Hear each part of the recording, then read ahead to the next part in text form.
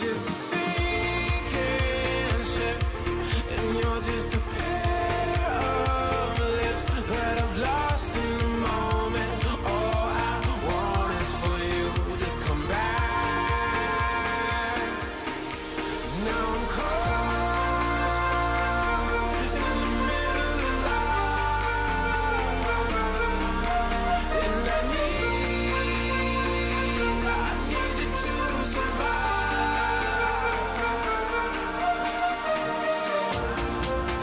Whoa, I need you to survive. 'Cause without you by my side, I can't survive.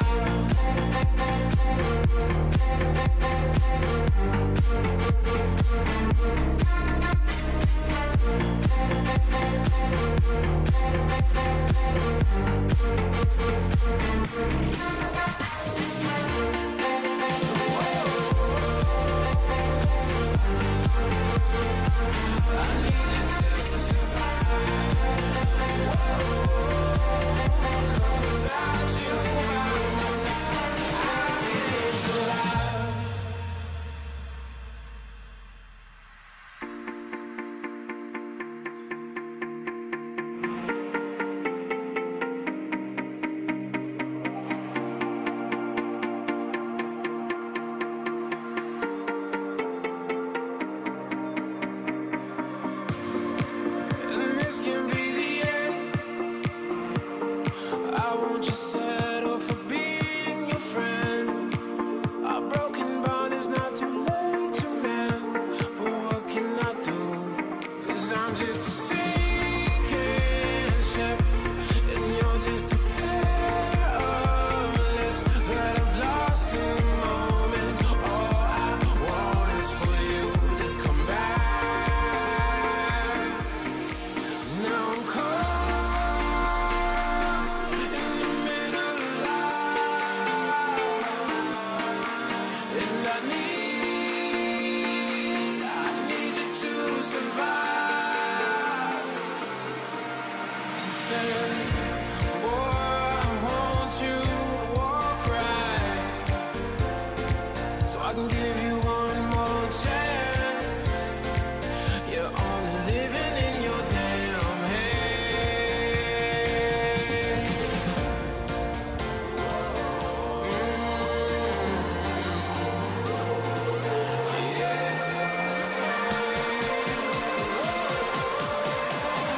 Without you by my side, I can't survive.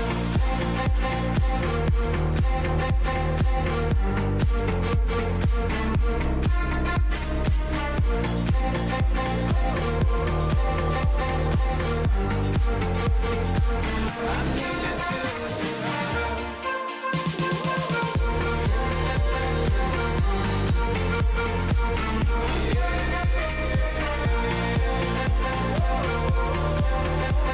Without you by my side, I can't survive.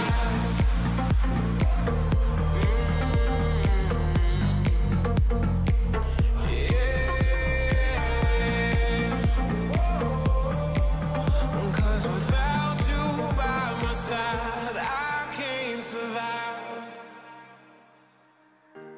Thought about this too much. What's there left to say? Throw your stones the river. Like me, it drifts away. I would watch you stare. I would watch you stare. Oh, but there's no one there. We can figure this out. Put your feet down.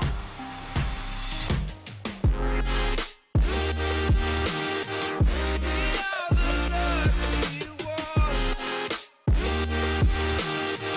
Follow your choice, it's done.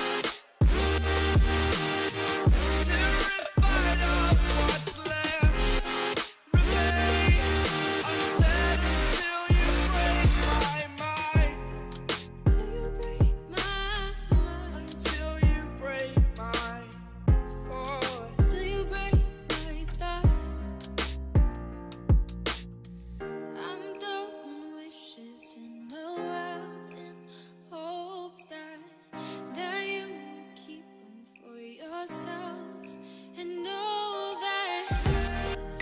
there was a time when we never let go, never let go. Ooh, we never let go. We can figure this out. Put your feet down.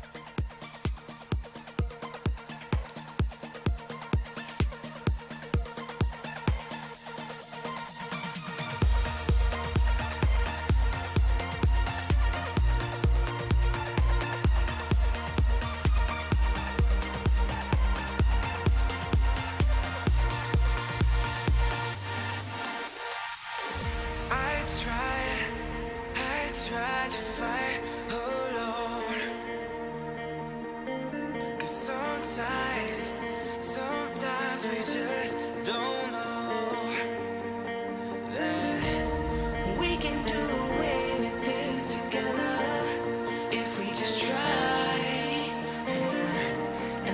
as we have our backs, whenever our foes come by. This time we will win. This time we'll have to join forces. This time we will win. This time we'll have to join forces.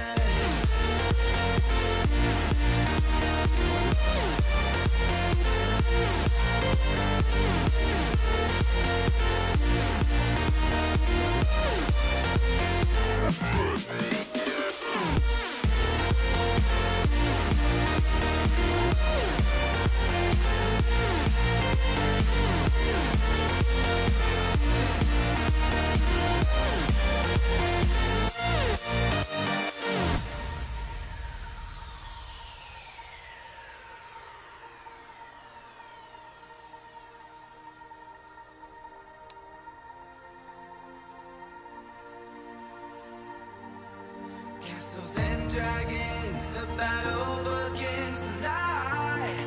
Are you with me? This is our kingdom, and we won't run tonight. We are a team. Castles and dragons, the battle begins tonight. Are you with me? This is our kingdom, and we won't run tonight. We are a team. We can do anything together if we just try. And as long as we have our backs, whenever our foes come by. This time we will win. This time we'll have to join forces. This time we will win. This time we'll have to join forces.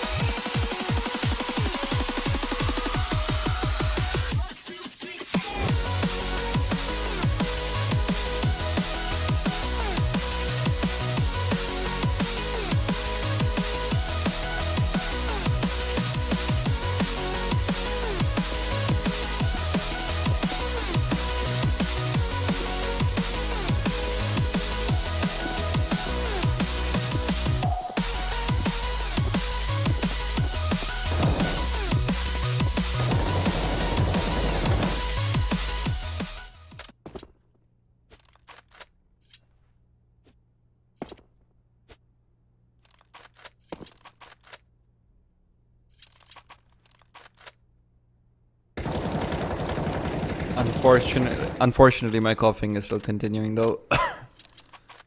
And I'm not just coughing to like, you know, explain a point. I'm actually legitimately just coughing away. The good thing about the mic stand and the chair is, however, that... My god, that's loud. And the good thing about the mic stand and the chair is that I don't actually... it's a lot easier to be able to mute my microphone manually, but it would still be nice to be able to prevent the coughing from happening in the first place. A bit unfortunate, but hey, what can you do?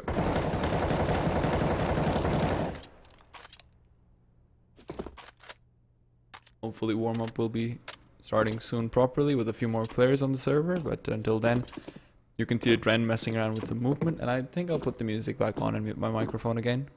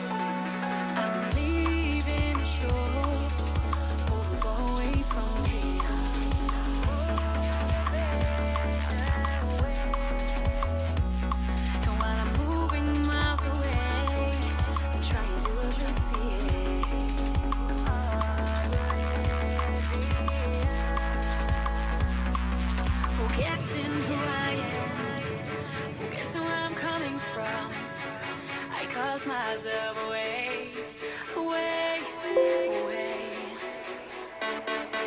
I cause myself away, away. I cause myself away.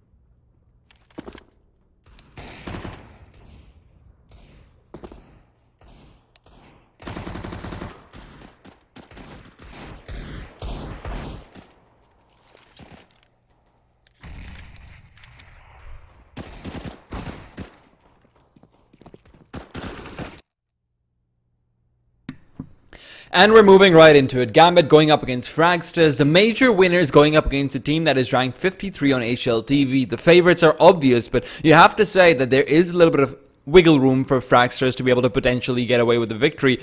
And Fragsters' potential in a victory, well, it really comes to me from a couple of wins that they have had and a couple of maps that they've gotten over teams that are significantly better than them. In particular, I seem to remember a game versus Space Soldiers where they did end up winning out 16-13 on Overpass. Of course, Space Soldiers not quite the same pedigree as you would expect to see when you're saying that, oh, nice little knife coming out from Staffen. But, you know, Space Soldiers not really the same pedigree as Gambit, the current major winners. You obviously expect them to be doing much better. You obviously expect them to be able to perform much better. But what's surprising right now is specifically that Fragsters, they didn't actually end up going out for Overpass. Instead, they picked up Mirage, so we're going to be starting off with their map pick with them on the T side. But instead of going for Overpass, a map where they have had some modicum of success, they're going for Mirage, which is an incredibly risky pickup against Gambit. But you need to remember, Gambit on Overpass is incredibly scary as well. So at this point, it was really just pick your poison and try and face Gambit on one of their good maps. Now, Gambit, they did end up going for Train, and Train, considering how dominant they have seen on it in the past, it seems like that's just an auto win for them. So if Fragsters want to be able to walk away with the map over here, then it has to be this one. It has to be Mirage to get some of that momentum going. And speaking of momentum, Gambit, they're trying to set up early on with a little bit of pressure coming out towards mid. Two players watching that through, but Adren will have the ability to make first contact, but that opportunity is missed. Fitch is there to back him up and find one instead. Hobbit through the smoke looking for a few shots, will not be able to connect just quite yet, and that will mean the bomb goes down. While Dosia does respond with one, but it doesn't seem to matter all too much because Fitch, he's on the bomb, he's on the side, and he's gotten two for himself, but the second one takes him down. Staffen left alone in a 1 versus 2, and he needs to be able to play this angle like a fiddle, but Staffen, unfortunately, this is one musical instrument that gets the better of him. And Gambit, they're going to be able to start off with a quick pistol round victory to be able to go through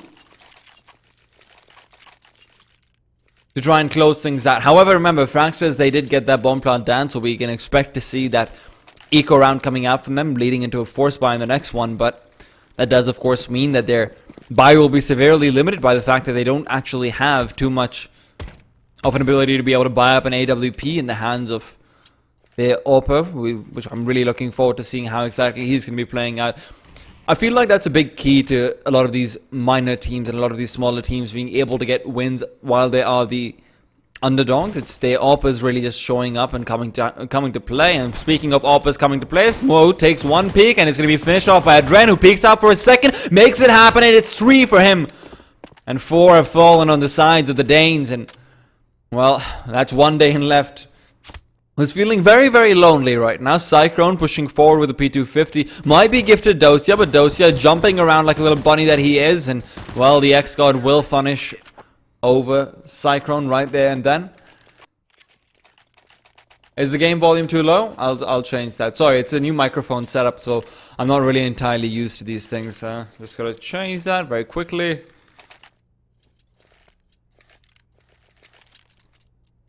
Hopefully should be fine. Oh, whoops, I showed the console accidentally. And there we go, we're back into it. Mo, after a couple of great scout tags, well, it's only an eco round. Let's see if he's able to replicate that. Cyclone. He's, by the way, guys, keep telling me if the audio is fine, because this is a different streaming setup from what I normally have, and I'm not really used to it. So keep me up to date and keep me posted. Hobbit, though, he's keeping a couple of people up to date. Oh, nicely done. Frostlev with a flick onto Dosia, takes him down, but Hobbit's there to respond. Back of Kitchen. As Frostlev, he's just going to be running away from the fire and all the utility that is raining through. Gets one very quickly, but again, there's a trade. Immediately, Gambit, they're not giving up anything. Punch for punch, they keep going, but Dragonfly finally gets in one, which will not be responded with immediately. They're both very low on HP, and it's still a 2 versus 2, and a grenade brings it down to a 1 in the hands of Dragonfly. And, well, he's going to be expecting company, but not from where Fitch is coming from. And instead, it will be that long rotation that pays off. Fitch finishes it off, will be able to get the bomb diffuser through too. They save 2 AKs into the next round, and they will be able to buy out completely. Instead, we could even see... Yeah, you can't do anything about the overlay, man. You can't do anything about overlay. That's, like, I have no power to edit that, unfortunately.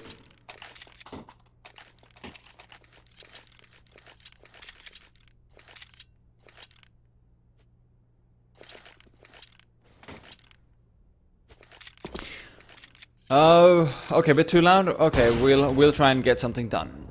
Mo going for a secondary frag as well to start things off. Another eco round with him looking spectacular on the sniper, and Fitch, he's not looking too bad for himself either. 2 kills for him, and Adren finished things off cleanly with a quick Kobe.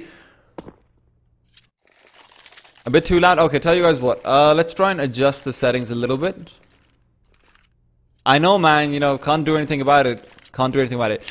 Hopefully, I've lowered the microphone volume a little bit. Hopefully it's going to be better now. I've lowered it about 20 to 30%. So let me know what you guys think about the audio. Now 4-9, and this is where the AWP comes out. Dragonfly has picked it up himself, and he's going to be peeking forward. Mo has been incredibly effective at keeping mid control so far, but he's not going there this time around. He's instead rotated over towards Connector, and that's something you need to keep in mind, because Dragonfly, he's not going to be expecting this whatsoever, and Cyclone definitely won't be expecting it, but he manages to make it work nonetheless. Adren is there to back him up and try and swing out for the secondary frag, but he's just too afraid to do so. He thinks that they're going to be able to overwhelm them. He doesn't realize it's only one player over towards that catwalk who has now managed to get so much map control, and Adren, though, now he's decided it might be time to take the peak, and Cyclone, he's already backed himself off. So Gambit, they've lost the man early on. They've had Finch be dinked down to 11 HP, and this isn't really the ideal situation for them. Adren, though, finds a man with a grenade in his hand, tries to go for the spray transfer, will not be able to do so, so Dragonfly keeps himself alive with the AWP, and he will have the chance to go for the return frag and shoot a few more bullets back into the head of Adren.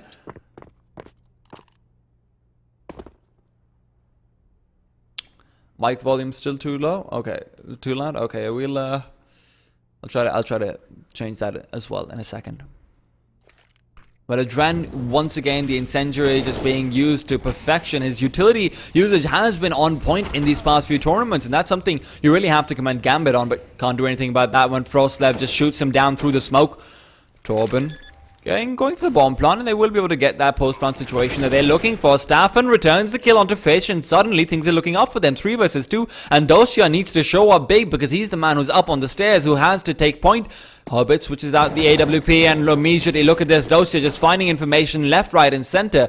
They're going so systematically about this retake, but you can't go systematically when you're being shot through the head, as Dosia and Hobbit very quickly find out.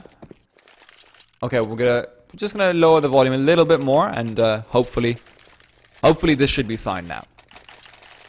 It looks okay to me. Looks okay to me.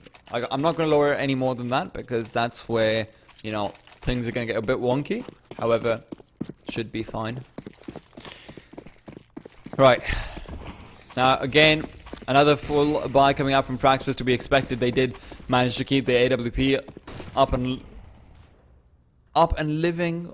No, actually, no, never mind. They didn't. They weren't able to reclaim that up into the next round. So they do have to go for that heavy investment. So good for Gambit over there. So we could maybe see a bit of a reset coming through. Their money isn't looking horrible. So if they get a bomb plant down, then a reset will be a little bit difficult to go for. Hobbit, though, taking the peak again with Cyclone. He's got him in a flash completely. They will be able to overwhelm him immediately. The side is taken care of. 5 versus 3, and this is where Gambit might want to make the call to just try and get out as well after getting a little bit of information to see if they can get a couple of kills and make this into a doable situation. If not, then why waste money? You're not really looking too hot yourself on economy.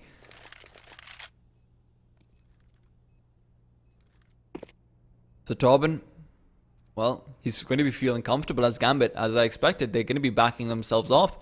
They want to be able to get out a buy in the next round, and with the money that they have, they should be able to do so. Fish and Hobbit can very easily just buy up, but Fragsters, look at how careful they're being, just expending utility left, right, and center just to make sure. Mo manages to find one, could repeat for the second one. He knows that they're going to be pushing through, but instead backs himself off pretty comfortably, and Fitch is there to respond with another one, but he gets traded away. Still, good economic damage coming out on towards that terrorist side. Unfortunately, they don't get the op, so the op will be able to keep itself alive, and Gambit will have to be happy with a little bit less than what they would have liked to get. And this is where you see Fragsters are really taking control of that B side, being able to blind out Hobbit that early on, and that's where you need to ask yourself, why is Hobbit playing that position? And it comes down to the fact that Gambit bled out that player early on, that they lost out that player that early on, where Hobbit has to be playing something a little bit more difficult to play. He has to be playing one of those positions that isn't really ideal for him. He doesn't have a man backing him up over there, but he's less likely to be checked out. He's less likely to be flashed out. in that spot, but instead that's exactly what happened. Fragsters being very thorough, and they just very cleanly take advantage of that early pick. Now Hobbit over here, he needs to step up once again, playing a difficult situation, a bit of a one and done, but he's got a crossfire from mid-side. Unfortunately, that crossfire will be dismantled, but Mo still manages to make it work with the AWP and keeps that numbers advantage rolling as he gets another one. Frostlabs goes down, and that's where Cyclone and Dragonfly rather, they need to show up and they need to step up, and Cyclone, that's exactly what he's doing right now, but Dosia brings it back to a 2 versus 1 where Cyclone has got a smoke and a Molotov picked up from a couple of fallen teammates, but beyond that he's got 50 seconds to work with and they don't quite know where to send him to.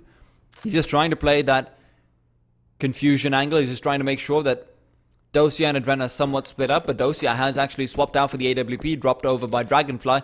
They don't want to risk losing that one going into the next round, so Dosia will be operating that instead of staying on the rifle, which could be considered optimal in a 1 versus 1 situation unless he's already holding the angle.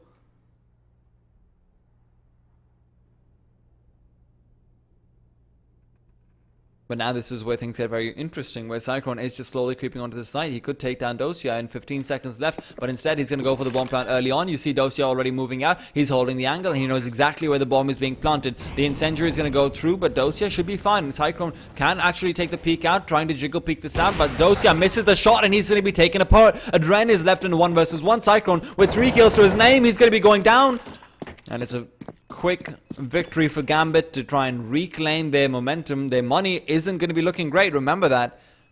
With the amount of players that they have lost, Mo can drop over a gun to a fellow teammate, but things are looking shaky. They even bought up head armor this time around.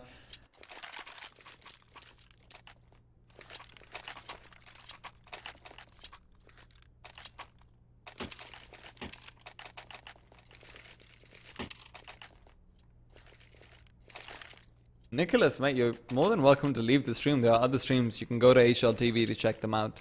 More than welcome to, man. Now, 5 versus... well, 5-2-2. And this is where both teams are at a situation where they're very cornered monetarily. Fragsters themselves being forced onto a UMP. Oh, nicely done. Dragonfly finding Adren early on through that little crevice in Palace, and very surprising pick-off coming out too, considering that Adren was actually not stationary, was moving around, and that's a very hairline angle to hold. I'm impressed. But Fragsters, as I was saying, they've got a UMP, which is not nearly as bad as what Gambit has to play with, especially now that Adren, who was in possession of the rifle, has taken a fall. The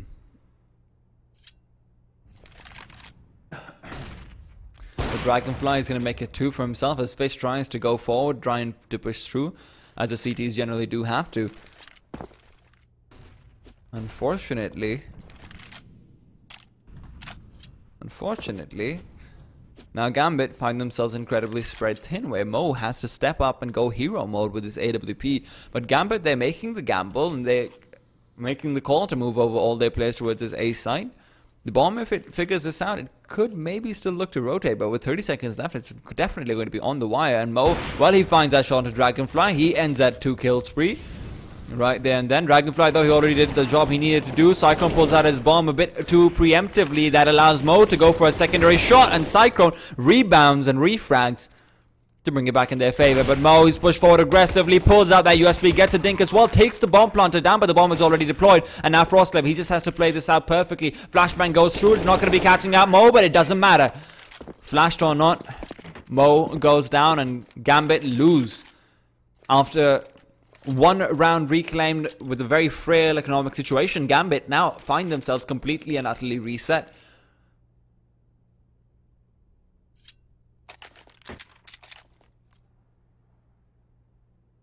And 5-3, this is interesting. I talked about Fragsters having the potential to actually be able to upset Gambit, and to be perfectly honest, they're off to a good start. Remember, this is the T side of Mirage. This is the harder side. You want to be able to start off on the CT side if possible, and Fragsters already looking like they're in a situation where, if not go for the full 5-5, they can definitely... Actually, no, I'm going to go ahead and call it. I think that they should be in a favorable situation to be able to take this to 5-5 unless Gambit are able to pull something absolutely magical out of their hand. And Hobbit, he's going to try and make that happen with the CZ that he has bought up, but it's not going to be an easy one. Because remember, now it's potentially even a double eco that we're looking at for Gambit, but oh no, Dragonfly is going to be pushed through by Hobbit very soon, and he could be taken down. This is such a tense moment for him. He's alone over towards that B side. Losing that AWP could mean disaster for them.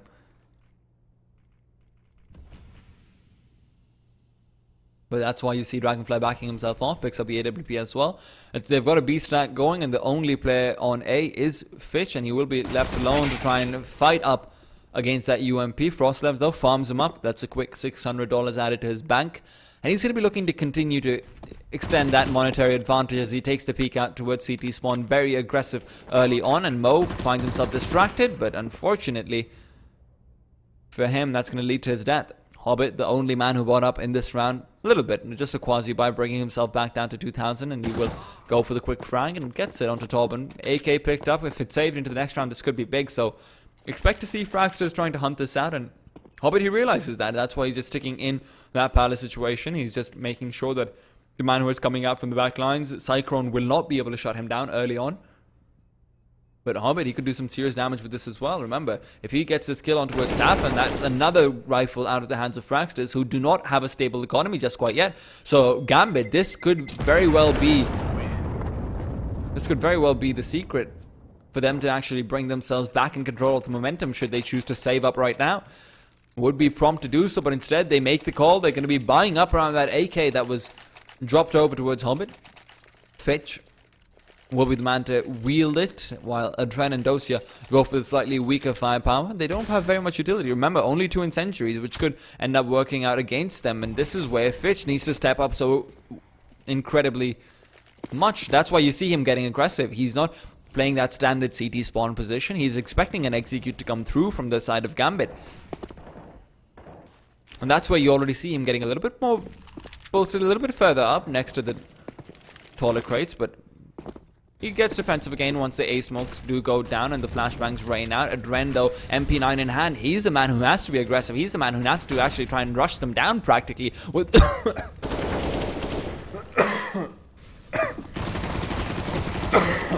pardon me guys, I couldn't get the mute button in time. And Gambit, they couldn't defend the side in time either. They lose out 3 plays immediately on the entry. And Staffen, with only 3 HP to spare, he's still going to be able to keep that AK alive. Could maybe consider throwing it over towards Frostlev, who himself isn't looking all too healthy either. But this should be another safe call to come out from Gambit. They can't really afford to go for any exit kills either at this point. Look at their money, and it's completely in tatters. This is why I said that I would have really liked to see a double eco coming out from Gambit, because now Fragsters are in a situation where they can continue to extend their lead.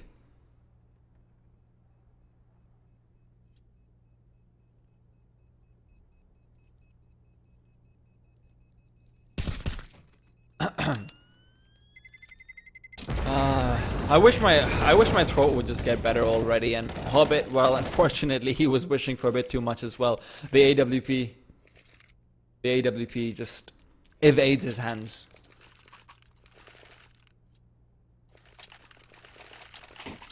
So I'm trying out the YouTube chat filter as well, so I apologize, a couple of you aren't going to be able to actually send your messages in, and I don't really know why it's so much.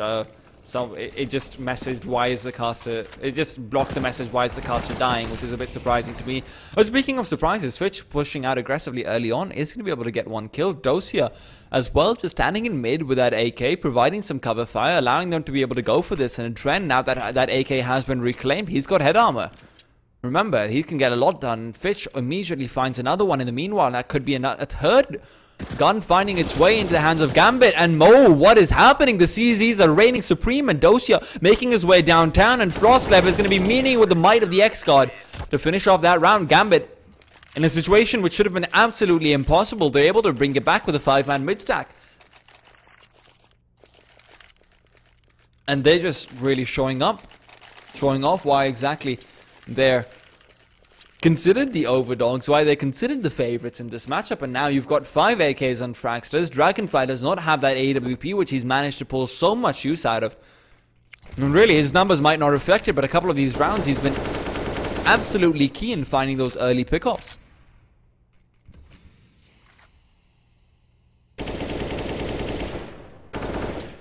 And this is where Fragsters now, they have to be shaken to the core.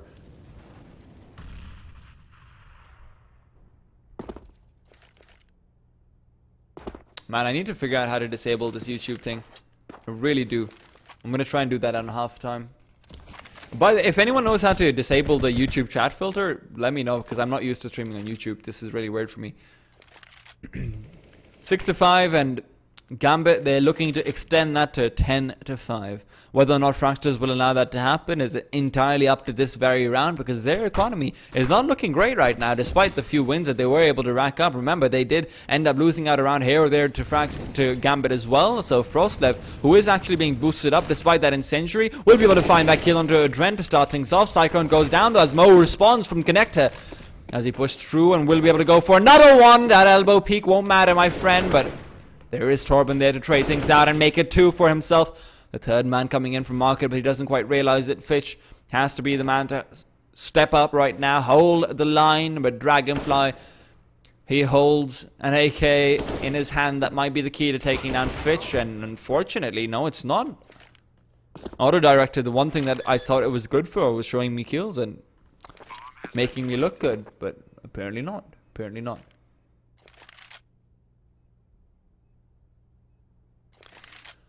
I don't know where Gambit are actually. Their pings are looking really good. So normally what you have, the problem is that Gambit, generally speaking, because they are Kazakh players, they're not really very good at being able to shut down ping issues. Okay, so while this happens, I'm gonna try and get this going for myself. I'm very sorry. I'm not going to cast for like 25 seconds or so, because I'm just quickly going to make sure that I can stop the chat thing. Messages in your live chat. Okay. Messages. In approved messages, filtered messages. Okay. Can't find it. Still looking around. Still looking around. There's an eco round going on over here anyway, so it's okay. Nothing too much lost. Where is the live chat, man? I can't find it. I feel very silly. Is it under messages or under comments?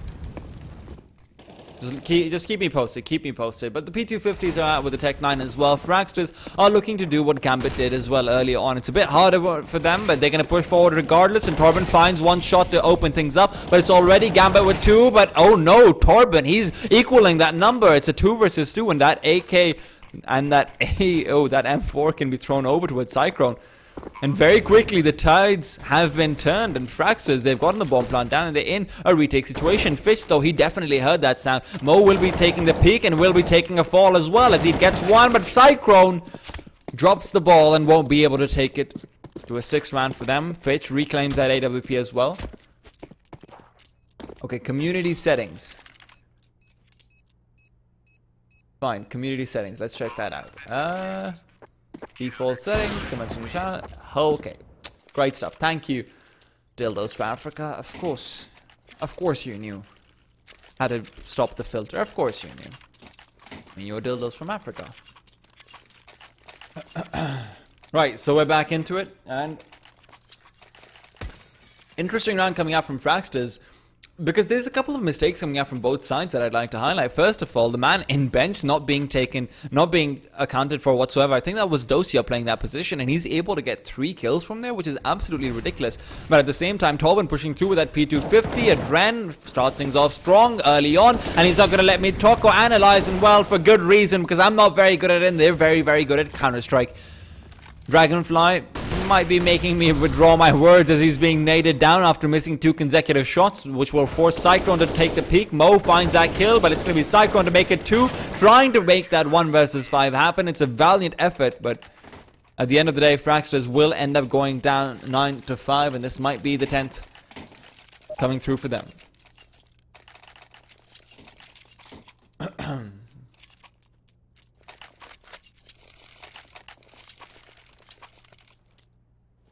And now the question is, Are Fragsters going to be able to somehow come back into this? They've gone for an interesting style of... They're going for something interesting. They're going for the scout on Dragonfly. I would personally prefer to see Tech 9 come through. Just use him as a bit of an opening pick. Using him as a bit of an opening information player. Don't pull out that scout on him. Don't force him to go for those really weird scout jump plays, going for those very weird movement-related plays where you're seeing how Mo is really stepping up. You're seeing how he's putting up those numbers. They don't realize that Hobbit has an AWP as well. But finding up against Mo is probably the best case situation is where you have some Tech 9s where you're able to overwhelm them. Use the Tech 9s to get some information early on, and that's where Cyclone and Tobin, who are having a great game, come through with those AKs and try and finish things off. But right now, Mo gets shut down by Tobin early on. He doesn't even get a chance to showcase that AWP I was hyping up.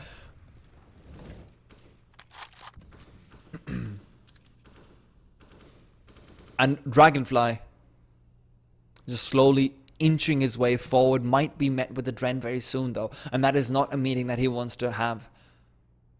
It's not on his 9 o'clock. He doesn't want to get that dinner date out with the sexy in-game leader of Gambit, and that's why, because Gambit, they get head every single time. First date, first shot, a Dren gets it. Second one, he gets down towards the body, but it's not an easy one for him. It's not an easy one for him whatsoever. So Dragonfly, after a very difficult one, he gets taken down, and it's back to a 4 versus 4. 50 seconds left on the clock, and they're still over towards mid. Postured for B, but that's where Dosia could step up over here and shut things down pretty aggressively. He finds one, that's the bomb already being dropped, so that means they have to commit, and Fitch from the back! He shuts them down. Frostlev is left with that fallen scout. He's wishing he had a bit more than just that, but unfortunately, he's not going to even be left with a life to work with. It's 10-5. Gambit.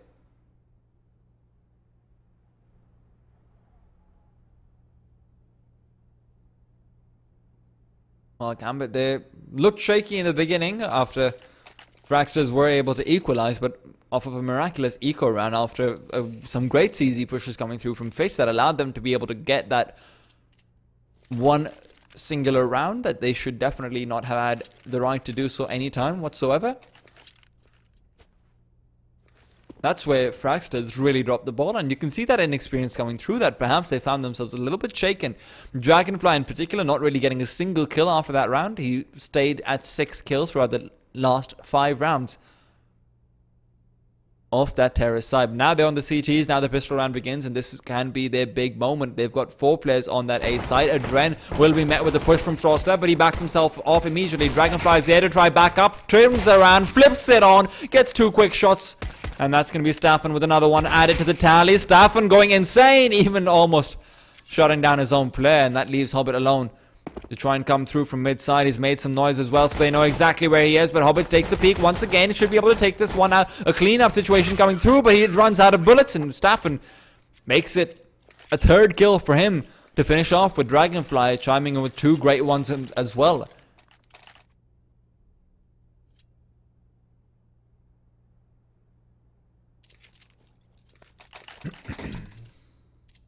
And 10-6, this is where you're going to be in a difficult situation as Gambit. They're going to force up with the CZs. We already saw how effective those can be, but if Dragonfly and the other 2 SMGs can really show up with over here and really find those early kills, that could be massive. However, remember, Adren with that deagle is ridiculous. He always seems to manage to be able to get a couple of kills on board, so he's lurking over towards that A site. Normally this is the position that Dosia likes to play, but that's generally in those gun rounds. That's where you're going to be seeing Dosia just sticking around. Oh, never mind, hold that thought, as Dragonfly takes a peek out, and it's going to be Frost left to finish things off. Unfortunately, Adren is there to respond with the deagle kill coming through. Dosia knows exactly where the man is coming from, and he will be able to take full advantage of it. Scouts out another player as well, has the M4 to play with, so suddenly things are looking very interesting, because Fragsters could be losing out the advantage that they gained for the pistol round, and Dosia's making sure of it.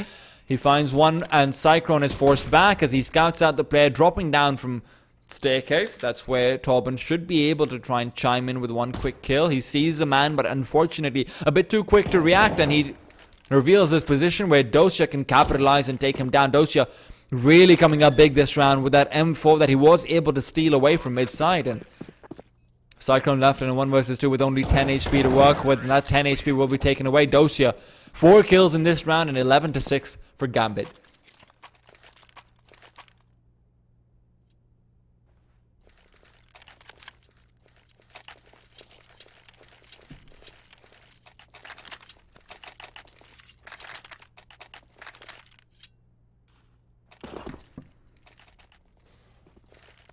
And this is where Fragsters now, we're seeing a trend over here. They're not really doing too great against these anti-eco situations, and Gambit, they're showing a bit more resilience as a team, and Adren finds that early pick-off as well. Staffen going down over towards underpass. That allows them to get a little bit more control and a little bit better of an idea of where exactly they can go. So the bomb might rotate over towards that A site. Dosia is being very wary of any lurkers to come through. And Dosia, like I said, he generally does like to play a bit more of a lurking position over towards Palace in his gun rounds. At least that's what they did play up against North, that I remember. But at the same time, Mo takes the peek out, takes one down, and could make it two very quickly. That flashbang just seems so long to Dragonfly. Fully blinded up. Such a shame. And despite going for the force by themselves, Fragsters don't look like they will be able to replicate the success that Gambit had. In fact, I wouldn't even be surprised if you just went for the save at this point, try and get some kills, and if you get an AK or an M4 to take into the next round, that's all fine and well. That's why you see Frostlev actually waiting with that CZ. Speaking of CZs, Adren picks up one of his own as well.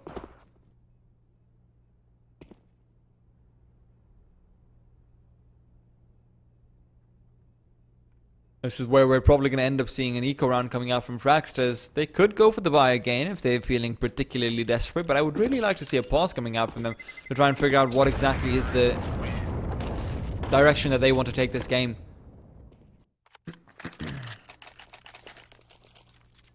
(12-6).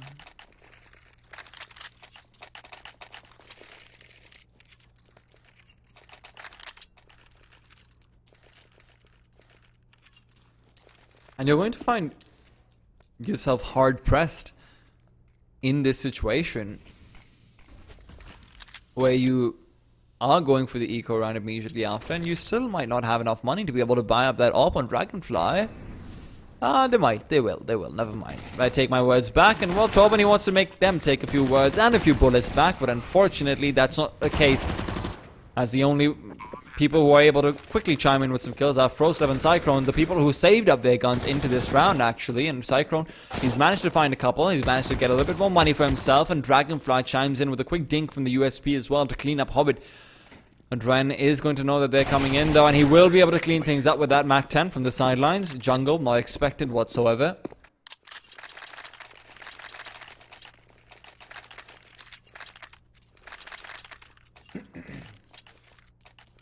The AWP will come through from Dragonfly, and courtesy of that one pistol kill he was able to get, he does have Kevlar to pair up with it as well.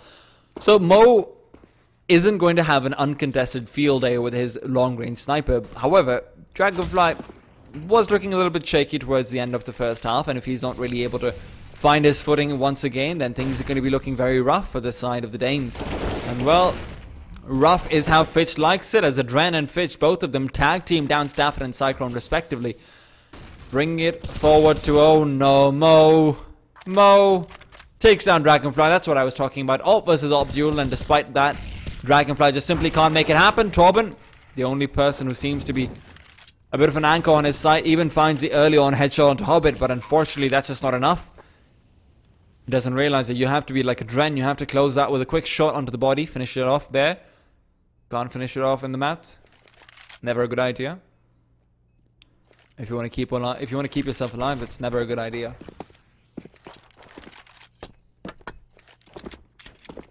Now 13-6, and well, 14-6 rather, that Frostlev has made the call to save up, and they will have one more eco that they can go for before they can play for overtime, but more likely than not, we're going to see them forcing up with what little they have, so that they don't have to try and go for the grind, go for the 9-round grind that they would need to go for to try and bring things back in their control.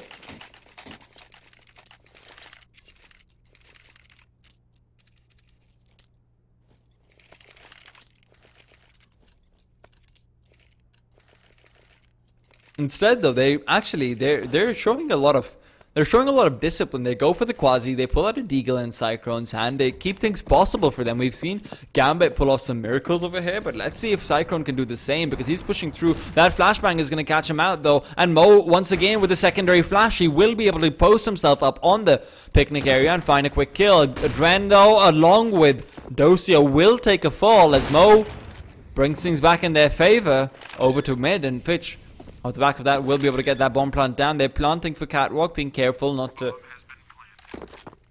accidentally plant for a bad position. Dragonfly, you see him pushing through aggressively, and he's going to be shot down by Hobbit from the sidelines. Just not sure where exactly to keep an eye out for them. And Frostlev, the last man on the CT side, left to fight up against the big bad Kazakhstan. And he is not going to be... I don't think he's going to be able to put up too much of a fight when Hobbit is creeping forward with that AK to shut things down right there and then.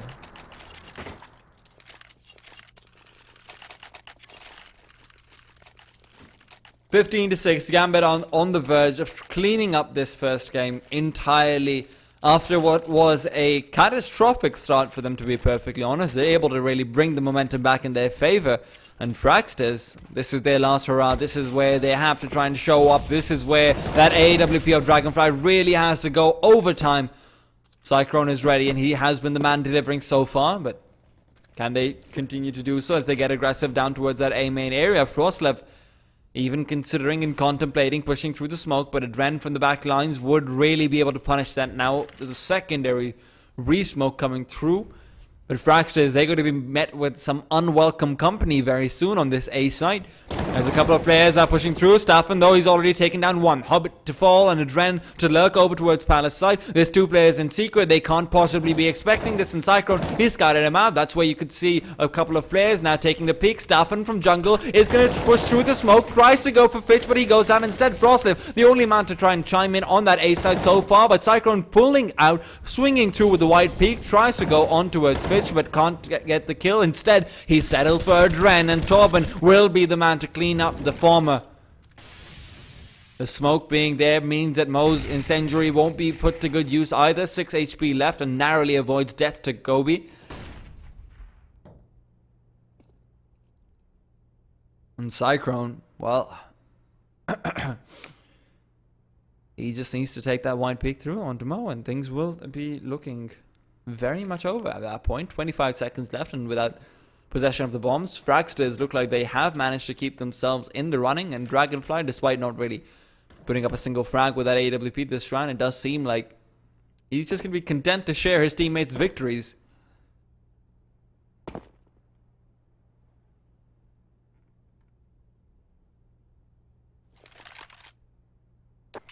As Mo will live to tell the tale. They tell him to go forward, go forth, strike fear into the hearts of your teammates, but have to highlight what Fragsters did over there, very interestingly. So, getting that aggressive towards A main and towards Secret that early on allows them to be able to have a very quick rotation style coming out from the mid players. Staffen finding that one kill onto Hobbit, that was absolutely consequential. Through the smoke, he's able to check out where the traces are coming from, and he's able to get that one kill to bring things in control. That's where Gambit feel a lot of pressure onto them to try and hurry things up, which is where you see the punishment coming out from the side of Fragsters, from the Danish squad.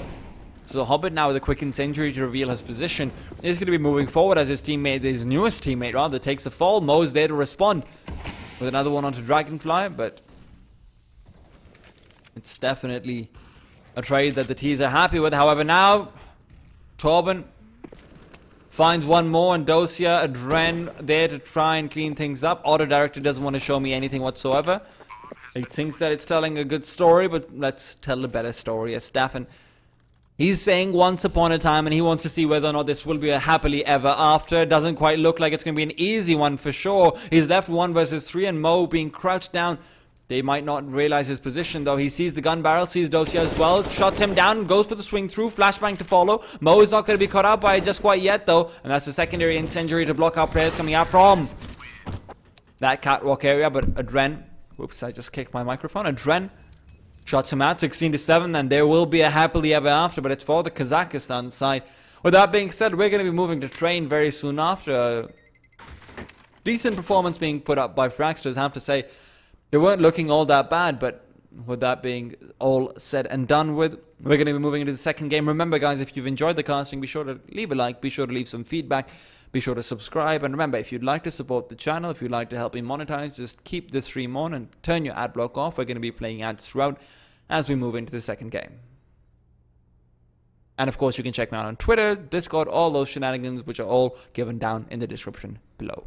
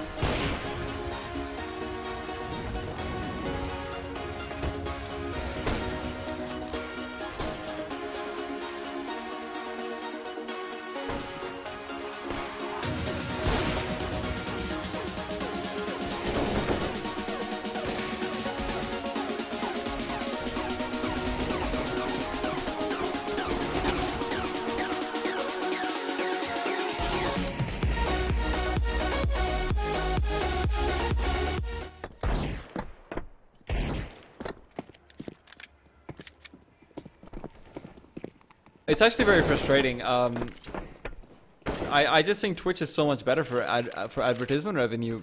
YouTube just demonetizes everything related to Counter-Strike, which sucks so much. It's ridiculous, honestly. It's like, I'm casting a tournament. There's nothing wrong with that. I'm not even like swearing. Kind of ridiculous, honestly. But hopefully, if we're lucky, they're going to end up monetizing it after the live stream is over, and we've already missed out all the revenue opportunities. I don't know, man. I don't know. It's just frustrating to deal with.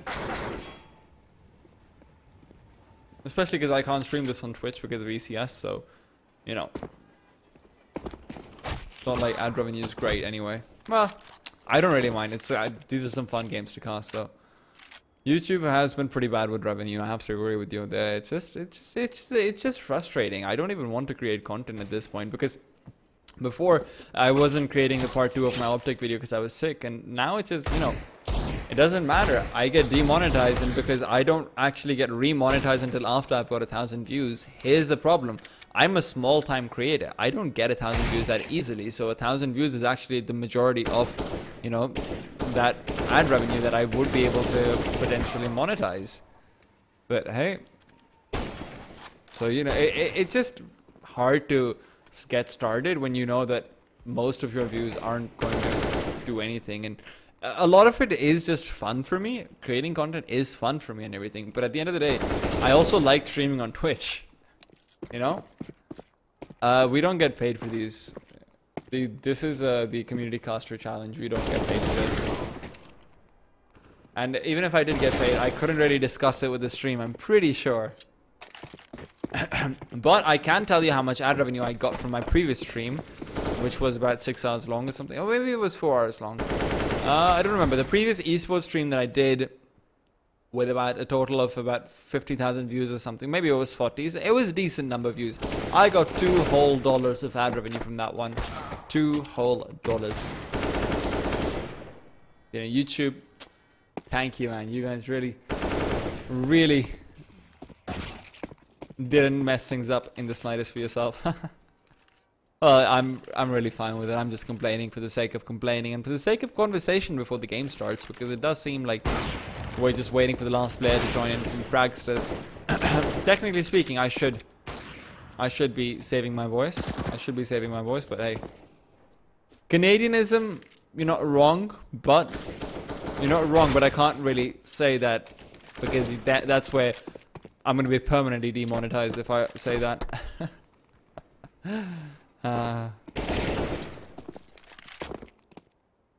It's okay though. It's fine. It's just fun for me.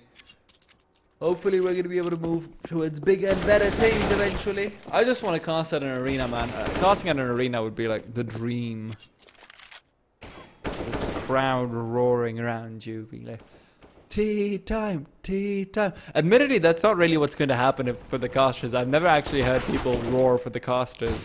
But I can try and request it. Be like, guys, you know, this is like a dream. Treat it as Make-A-Wish as someone who's over 18 and doesn't have cancer and isn't dying. But let's just call it Make-A-Wish anyway. Why not cast on Twitch? Because ECS is sponsored by YouTube. They said that if we want to participate in the challenge and if we want to have a chance to cast the main league, which would be in London, so I'd be shipped over towards London. So if you want to have a chance for that, then you have to cast on YouTube. And in general, you're not allowed to cast this on Twitch anyway, so it's cool. I mean, you know, you do what you want. Can you enable chat? Absolutely not. It's distracting to me during the game. DW rules a lot. Exclamation mark, exclamation mark, exclamation mark. Thomas Priam, man, 3 to 4 years. That's a stretch, man. That's a stretch. I'm hoping I'll be there in 2 maybe. 2 would be good. Like, my deadline is 2 years, to be perfectly honest, because that's how much time I've given myself to succeed. 2 years. If it doesn't work out in that time, well, we'll see. We'll see.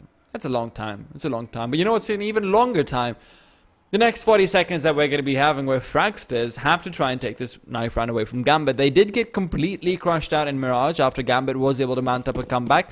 Despite them looking pretty good on their terrorist side early on, they just weren't able to pull through in Gambit. Now, on one of their best maps on Train, they've beaten some of the best teams in the world on this map.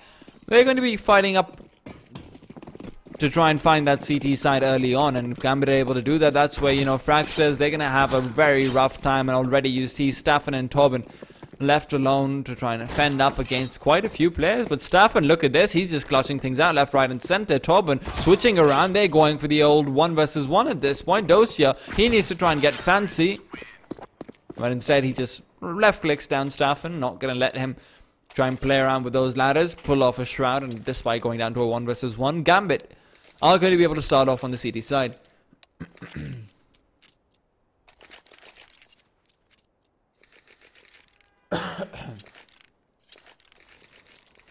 Now, we're starting off on a very difficult note for Fragsters already. They have actually gone for the 2 sets of utilities, so it could be an execute over towards that B site, which Adren is desperately eager to try and shut down with that USP. However, Torbjorn will be greeting him with that Glock, and immediately just sends him packing.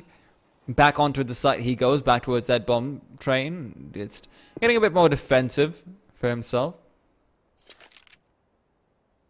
Of course, Frostlove, he doesn't want to rush things either, but with the footsteps that he hears, he just is itching to take that peek. Fitch could be caught out, but he's very afraid of losing out one of the Kevlars that his team does have. They've only got 3 to their names with 3 of those firepowers, but now that's the smokes coming through and they're going to push forward. The USB not quite connecting with any shots yet, but Dosia from up top on Catwalk is going to allow Dren to push forward from the back lines. Torben goes down and that full rotation was forced though. This is where the post-spawn situation comes in. The CTs have the numbers advantage. They've got the kit as well to work with. So Dragonfly can try and show up with a couple of kills to bring things back in their favor. We saw him really bringing up the pistol around on the CT side of Mirage as well. And that's what he's doing too now as he makes it 2 and makes it 3.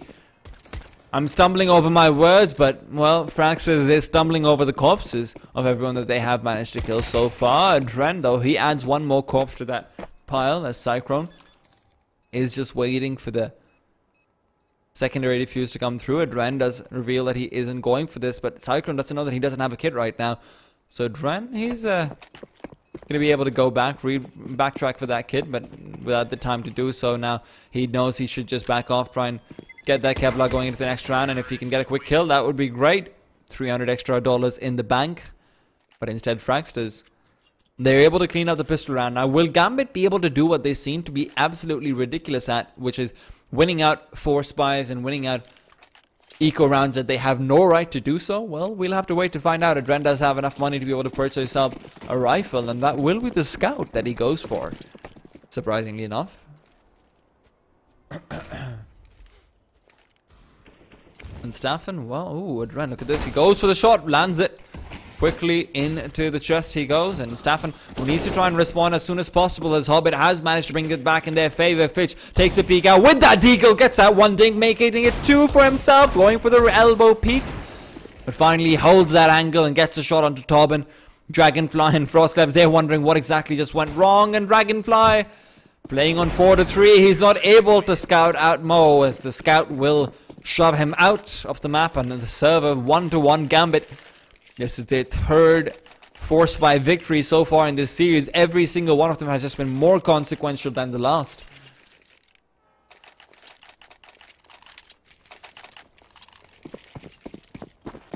And MP9s and SMGs and all the moneymakers coming through for Gambit. Fragsters going a little bit more conservatively, and as I say, that Dragonfly gets that kill onto Dren, makes it look easy. Could this be the first 4-spy coming through from Fragsters as well? The Danes haven't really been showing their prowess of doing so, but look at that. Staffen connects with a quick shot. Unfortunately, it's not to the head, so Fitch is the only man who will be known for his 1-taps for now.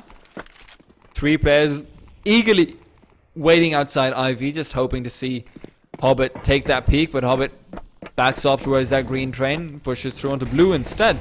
And they're expecting some aggression to come out from main, but we could even see them getting aggressive. Oh, never mind. Look at this. Through the smoke he goes. That's going to be Staffen to find the kill onto Hobbit. Turns around for a second one, but Mitch is there to trade. Dragonfly brings it back in their favor. Gets up the AK as well. Frostlev just holding the angle, and look at this. They're coming in from the back lines instead. Dosha.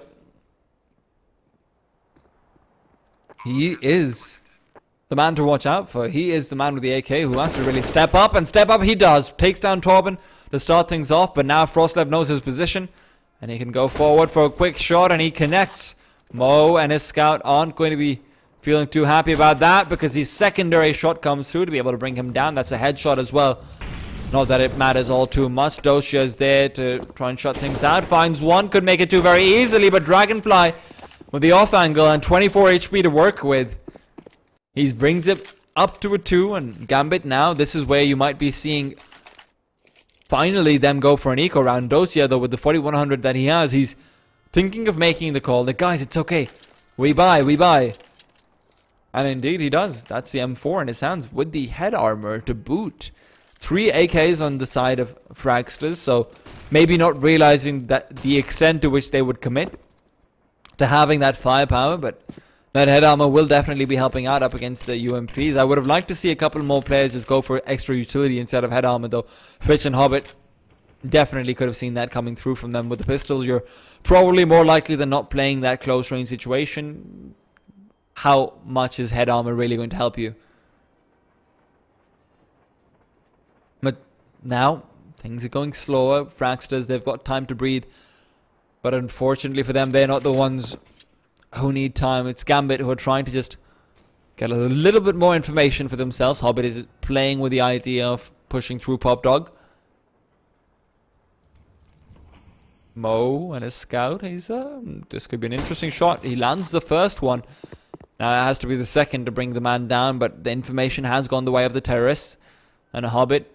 Oh no, this could be disastrous. Hobbit is just waiting for the push to come through. It's either him or Fitch to take point. Fitch misses the first shot. He can't quite connect with the same miracle that he did earlier on. He's expecting them to come from ramp side, but he doesn't know it's catwalk from where these models are walking down. And Fitch will be welcomed with a quick shot to the back as soon as Cyclone manages to push through. But it's Dragonfly to find one, and it's 3 quick kills on the kill feed. Mo adds a bit of blue to a sea of orange, but that's another bit of blue that he wants to try and add. AK picked up. Staffen turns around, waiting for the push to come through, but he's being shot in the back, and Staffen doesn't quite like that. That's why he calls on Frostlev, rings him up, says, hey, yeah, I've got some problems out there. I'm backing you. Can you deal with them, mate? I don't know why I'm doing that accent. I don't really know the Dane accent. All I know is that apparently they speak like they have a potato stuck in their throat. I can try and speak like them, but that would probably be a bad idea because I'm supposed to be doing a very, very serious cast right now. A very serious cast. But it's a very serious situation for Gambit, as they have been pushed on towards a full USP by just an eco, a proper eco this time around, not a force buy of any sort, and that's where you could see Cyclone showing up with a couple of quick kills, but it's the AKs that are really pulling their own weight, not pushing, pulling their own weight.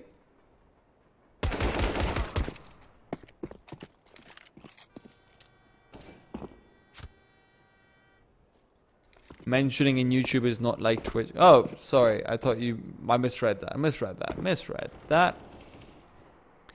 But Hobbit, well, he's going to be able to pick up another AK for himself, and already a very expensive round coming out for Fragsters, as they might lose a third. Mo holding that angle perfectly. Armor or not, HP or not, he will be able to get a smoke as well into that next round. 3-1, but Gambit, this round is practically a victory for them, as they managed to take away 3 guns, 2 of them rifles, from the Danes.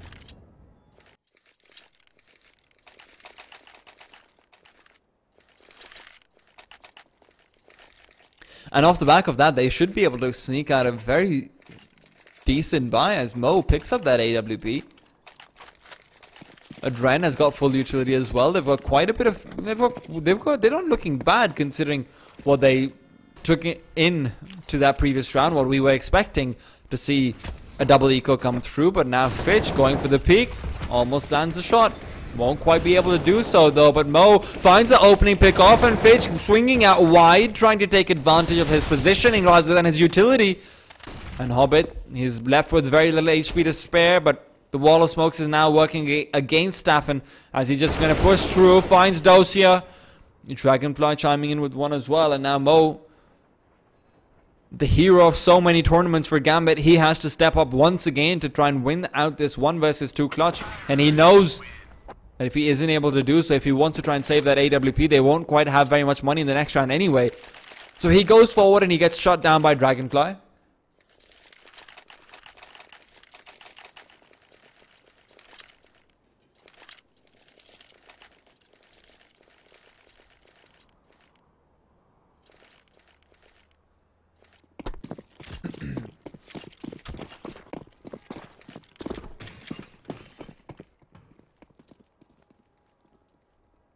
At 5-1, and this is where you see Gambit try and go for another miracle with a quasi-buy. They've got the CZs, and we've already seen throughout this series what they can do with those.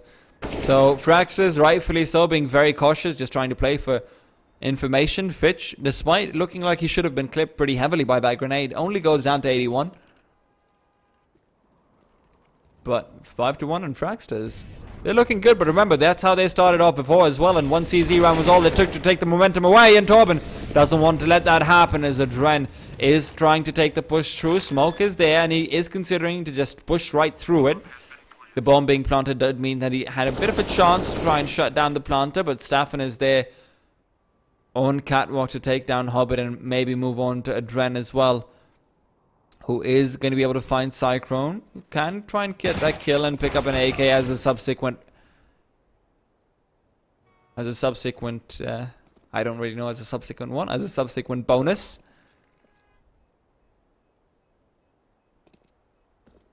But Fitch is left alone now over towards Pop Dog. He's just hoping to get a couple more kills for himself. And Staffen, he's getting a bit paranoid. He's expecting a man to maybe even come through for the ninja. They don't want to let this go away from them. You can see how scared they are of losing out towards another force buy or another quasi buy. Now though the money is there, Fitch will be able to have a bit more utility as well, as he did have that Kevlar saved up. Instead chooses to go for the head. I don't really like the choice to go for the helmets over here. They only have 2 kits to work with, and ideally you want to have around 3. That's a perfect number to have. 3 is where you will be able to get the kits over towards any position you basically need them at.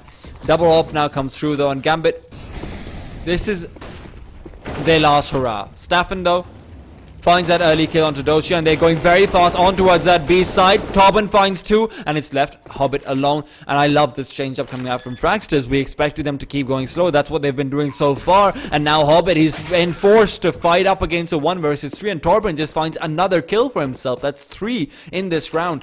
Just very quickly rushing out on towards that B side, making sure that Gambit, who went for the buy, they expected the double op to come through. You could see exactly how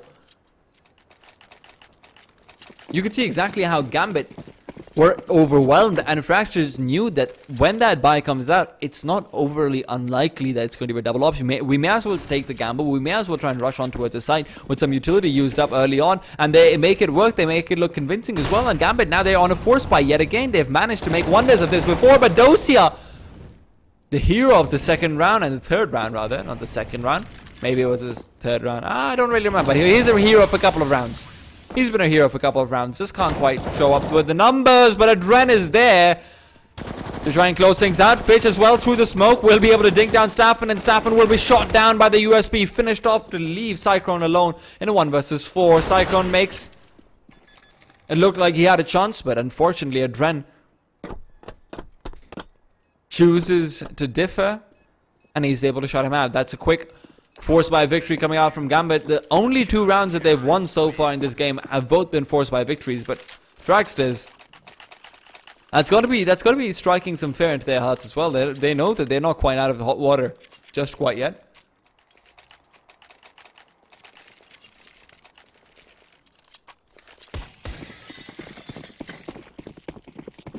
Two to 7.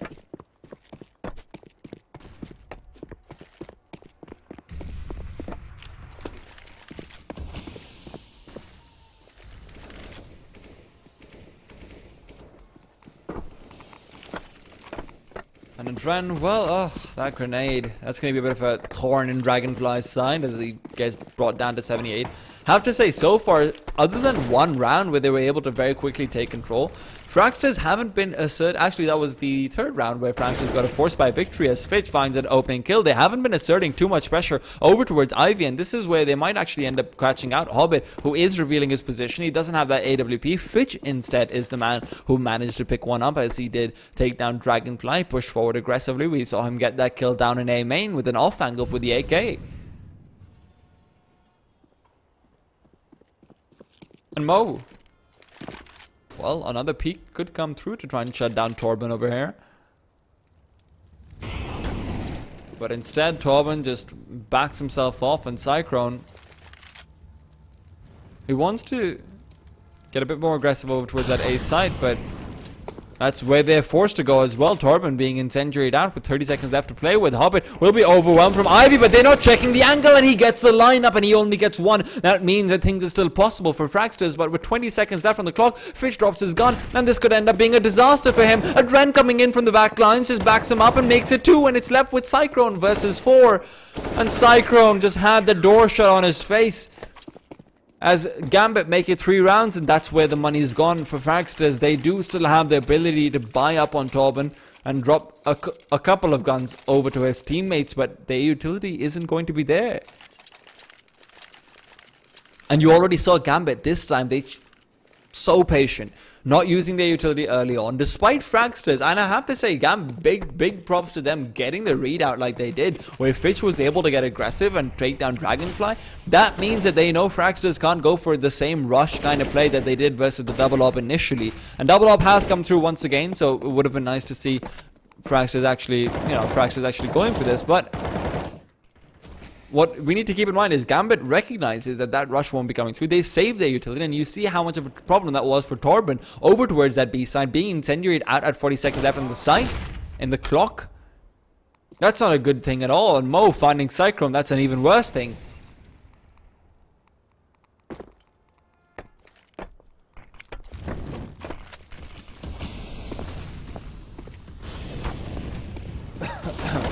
Adren, well, what a performance from him so far as well. Really finally starting to step up just a little bit, but Torben is there to try and return the favor. Staffen though, he keeps things under control, but Mo is going to go out of control as he managed to come in with the lurk, and he shuts down the man. And it's fitting that the person who opened up that round for the CTs will be the man to close it out as well.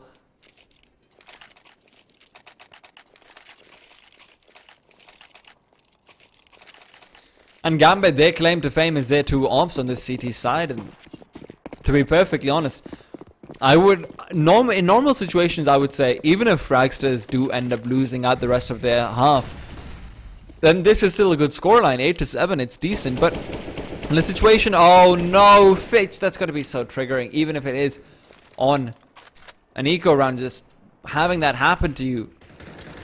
But as I was saying, the situation that you find yourself in is that, you just had Gambit mount up a good comeback to you after you got a solid lead on the terrace side of Mirage, and the same thing could potentially be happening again. So mentally, Fragsters could be completely and utterly broken if this goes to an 8-7. That's where Gambit, the momentum will be completely in their favor, and Fragsters, we already saw them having a very weak CT side performance on Mirage. If they're in that same sticky situation, then Gambit, this might very well be their map.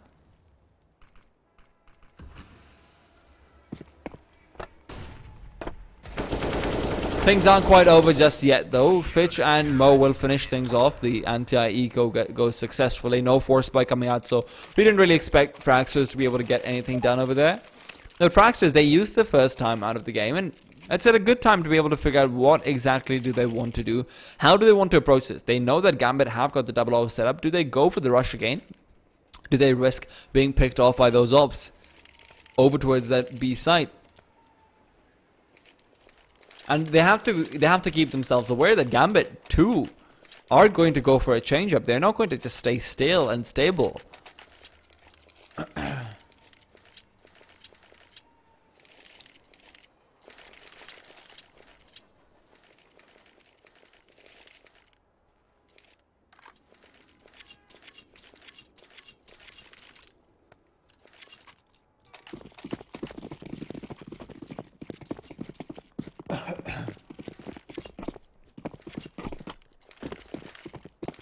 And this is where you see exactly what I was talking about. Gambit, they change things up. They're going over towards that IV side. Just getting very, very aggressive. Cyclone is waiting for the push to come through, though. And this is where the A side is at risk. Because these two players being as far back as they are means that Mo really has to step up. And there's already a man down in hell. That's Dragonfly, who has got the AWP. Shot onto Mo. Shuts him down. And he moves on for a second one. Hobbit holding the angle from over at IV. Finds the leg shot onto Staffen. Misses the secondary one. And Fitch is just afraid of another player coming up from Ivy. And in the meanwhile, it's Dragonfly to find the hip of Hobbit.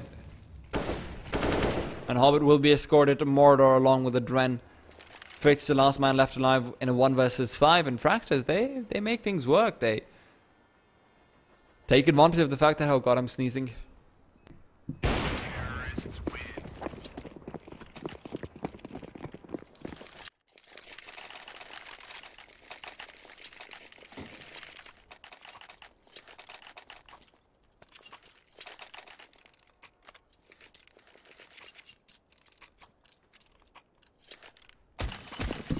They take advantage of the fact that Gambit pushed out so aggressively out of Ivy that there just isn't anyone left in that site to back up Mo, and he has to play solo, which is where a player can creep in from Olaf, a player can creep in from Hell, which is exactly what we see happening. Dragonfly once again finds that opening pick onto Hobbit. That's the AWP to take a fall. I think it was an AWP.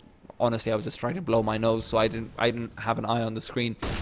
But again, off to the A side they go. Fitch now getting aggressive. Will be able to bring things back in their favor. Cyclone not realizing where he was coming from, and Staffen is there to trade. Though a flashbang to fly through, but Staffen can't quite connect with the shots. That's a grenade pulled out at the wrong time, and Dosia leaves Torben alone. Defend up against 4. It's a doable situation. He can play these angles pretty effectively, but with the first duel not even going his way, Adren just swings out with the white peak, M4 in hand. I'm going to mute my microphone again because I need a sneeze.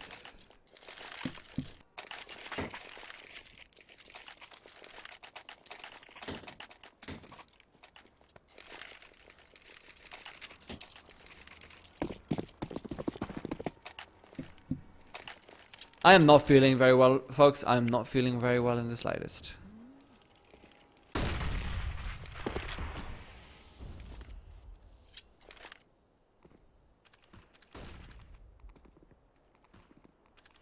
But 8-6 in Gambit, well, they're not feeling too bad about this.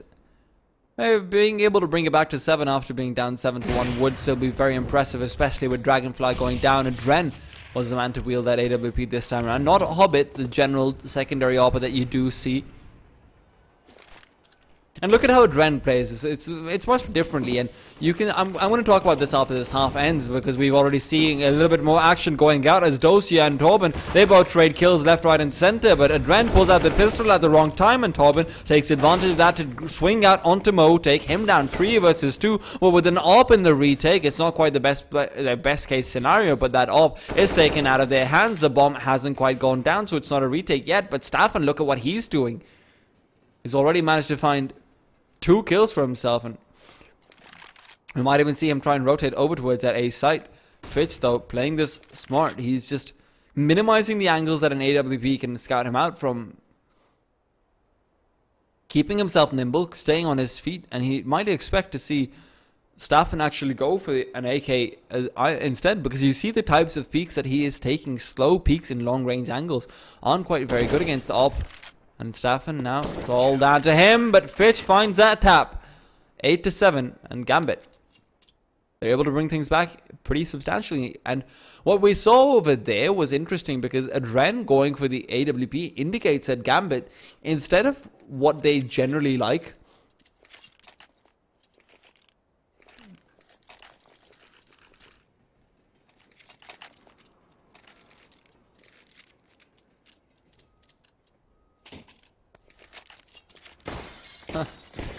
you guys should really not bait the trolls, man. You really shouldn't bait the trolls. Anyway.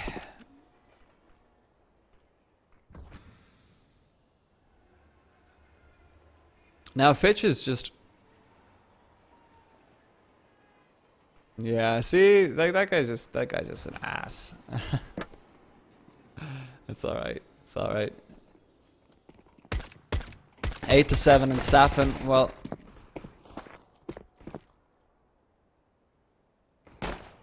going to be interesting to see exactly how. Here's the problem that you see. They're just taking these peaks one by one into the hands of Torben and company, and we've already seen how incredibly good Fragsters is on the pistol. And they just take advantage of it once again. 9-7. Fragsters start off strong. The question is, can Gambit actually pull out a force buy?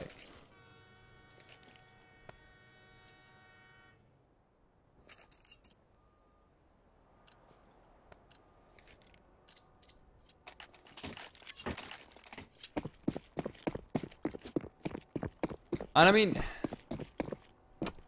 this is where you have to ask yourself, if you're Gambit, what's going wrong? You could say that it's the fact that Hobbit isn't showing up, but that doesn't really seem to be the case right now. Mo finds that kill early on, and this is already shaping out to be a disaster in the making. Staffen going down. Mo does get chunked down to 34, but Frostlev, he's already being overwhelmed, but he's found one. Long range, he's trying to engage. That might not be the best of decisions. Fitch finds a few shots in the side of Dragonfly, but Dragonfly backs himself off, wisely so, as Hobbit with the P250 in hand will be able to find down Frostlev. How do they keep losing these duels long range to pistols? Fitch finds another one. That's Dragonfly to finally take a fall after already having copped so many bullets to the side. May as well go down. And I have to say, Fragsters, what's happening? What's happening? Is it their utility? Is it the fact that they're not going for proper crossfires? How are they losing out to pistols repeatedly in long-range duels, no less, to a P250? That's just sloppy. Going 1 versus 1 again and again in every single situation. This is what they've done so far in all these rounds, where Gambit, if I'm not wrong, this is the fifth or fourth force buy in this entire series that they've managed to get under their belt. And Fragsters, despite getting 3 pistol rounds, they're just never able to capitalize on them.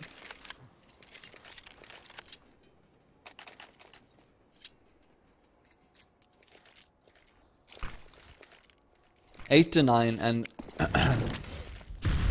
but Ren, well, that Mac-10 is looking fancy, and it's looking to do a lot more than just look pretty, but unfortunately it's the last few bullets as he misses the early on spray. Cyclone 5-7 in hand, very low HP, 11 HP to his name, and Adren, he's not doing too well with that Mac-10. The spray really not being on point. He gets frustrated and switches over towards the Glock, as finally he will be able to get that kill. Fragsters are left with 2, and they both have that upgraded pistol, if nothing else. But Cyclone and Dragonfly, they're both so low that just a breath of fresh air could practically just shut them down, and Mo will be that breath of fresh air. 9 to 9 at Ren and company on Gambit. They finally managed to equalize the scoreline for the first time in this entire game, if I'm not wrong. Yeah.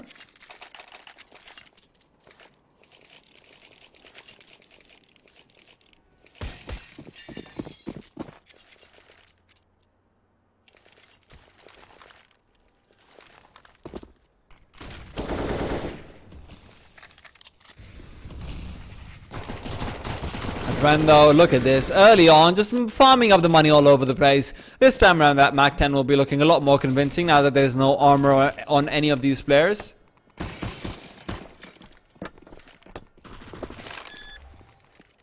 Staffen just playing Ring Around the Roses with Gambit's players, but unfortunately he doesn't realize that that's a song about the plague, and he might just have died to it.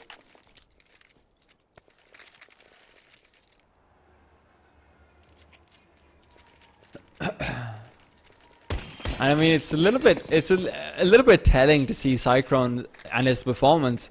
They're sitting on 2 frags, and it's something that I've tried not to point out so far. That's why I've been trying to refrain from opening the scoreboard as well. But you have to ask him, bruh, what's going on? What's going on over here? They've got the AWP out, and he needs to start stepping up. He needs to start finding those frags, because you can see with 3 players chiming in, Fragsters have still managed to get so many rounds on the board. So they still have a chance in this game, as long as their 2 players who are kind of just slacking off a little bit are able to pick up the pace.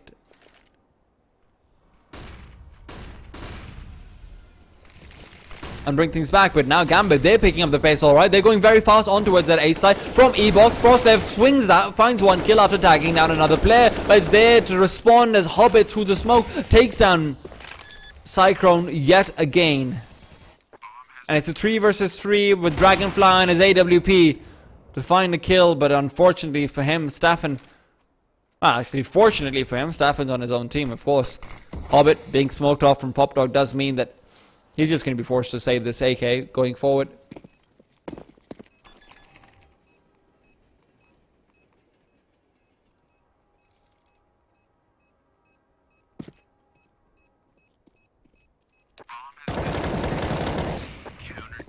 And Hobbit, well, he tried to go for that wide peak to prevent the bomb from being defused, but again, I have to just say, man, Cyclone is not... Well, that time he got a little bit unlucky being shot down through the smoke, so I'm not going to blame him for that one. Narc, heads up. There are other casters. You're more than welcome to leave the stream. Like, just look around on HLTV. You should be able to find them.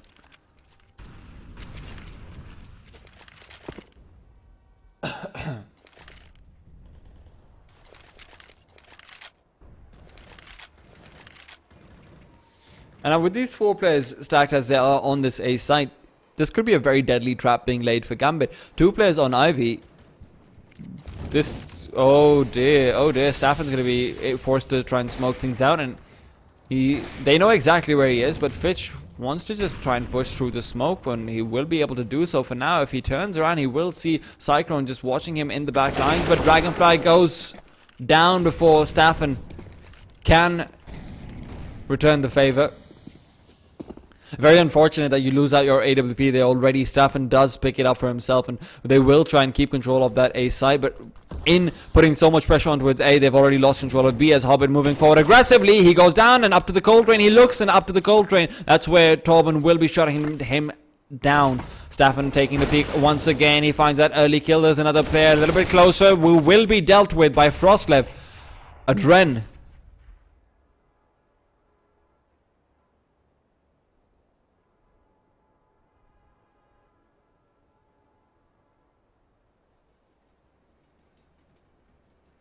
Oh, that's a smiley face. That looked like a sad face when I read it quickly. My bad, man. My bad. Adran is 1 versus 3. And it's a one that he can win because you see how little HP that they've got left on these 2 players. The bomb can be... never mind. Staffen with the AWP. I take my words back. I bite my words and he bites the dust. Adren goes down. And props to Fragsters. They're essentially winning this with a man who is just... If any one of you guys have played Dota or League of Legends, he's practically just a ward. He's giving them information, but after that, not very much else.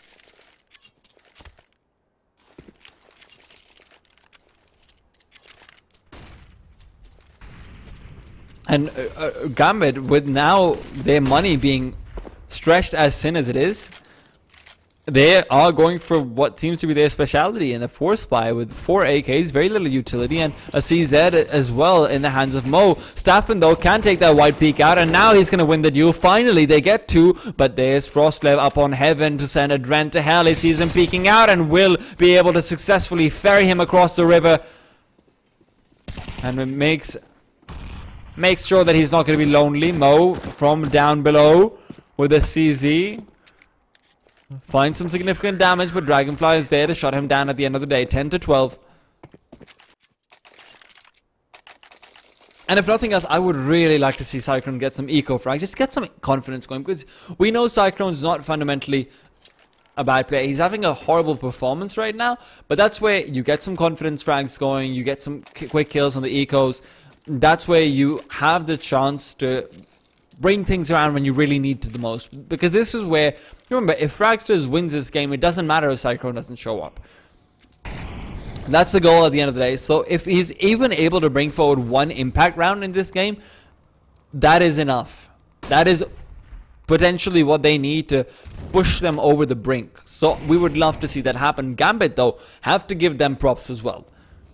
They've been doing a good job so far, other than a few slip-ups here or there that have been incredibly consequential to them. But Now they have to bring it back, and they do have the mental fortitude to do so, as Staffen does take down Mo, and Fitch might be able to respond with a quick deagle shot, but he gets, instead, that's what I'm talking about, Cyclone adds another kill to his scoreline. That's exactly what he needed to do. So rotation coming out from him over towards the B side would not be a miss, considering that already Gambit are indicating the intent to go over there, but Torben and Dragonfly will clean things up before Cyclone can even make his way onto the side.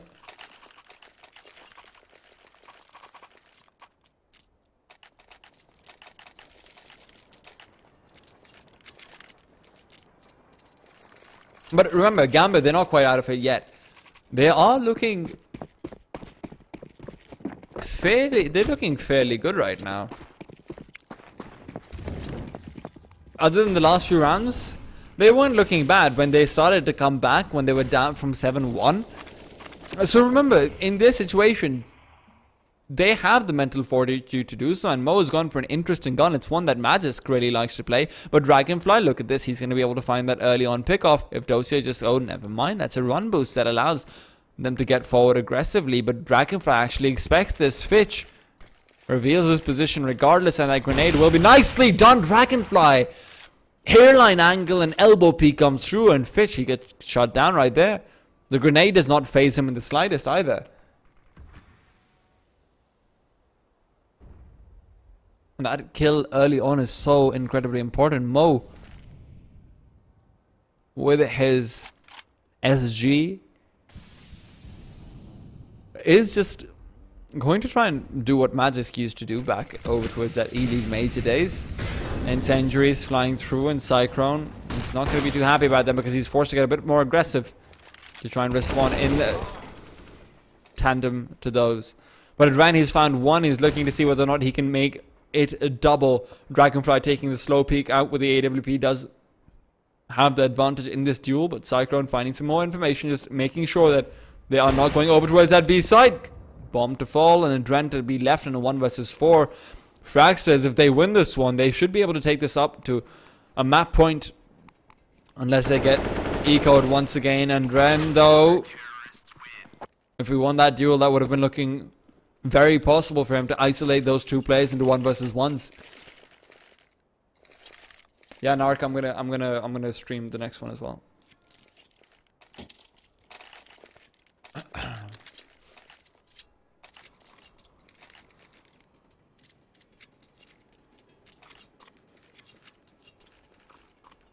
And Dragonfly, after a lackluster map 1, he really did fall off after their first few round wins. I talked about how the AWP of Fragsters is so crucial to their victory, and him having such a good game over here will definitely be a good start to things. But Hobbit finding that early kill, this is already looking so scary for them, but it's going to be 2 quick kills from Frostlev to bring things back under control. And as I say that, Fitch and Dosia, they say control is still in their hands, but a 2 versus 3 with the man behind them, Dosia, in a very difficult situation, not in a very difficult situation, makes a very difficult situation for Fragsters from his current positioning. But Cyclone finally comes through. That's what I'm talking about. Steps up in that key round, finds that kill. Unfortunately, it's not when they needed to stop the bomb from being defused. And now from the back lines, it's Dosia to stop Torben from going for that very same defuse. Cyclone left in a 1 versus 2. If he can get this one out, this would be so big, but he doesn't realize where they're coming from.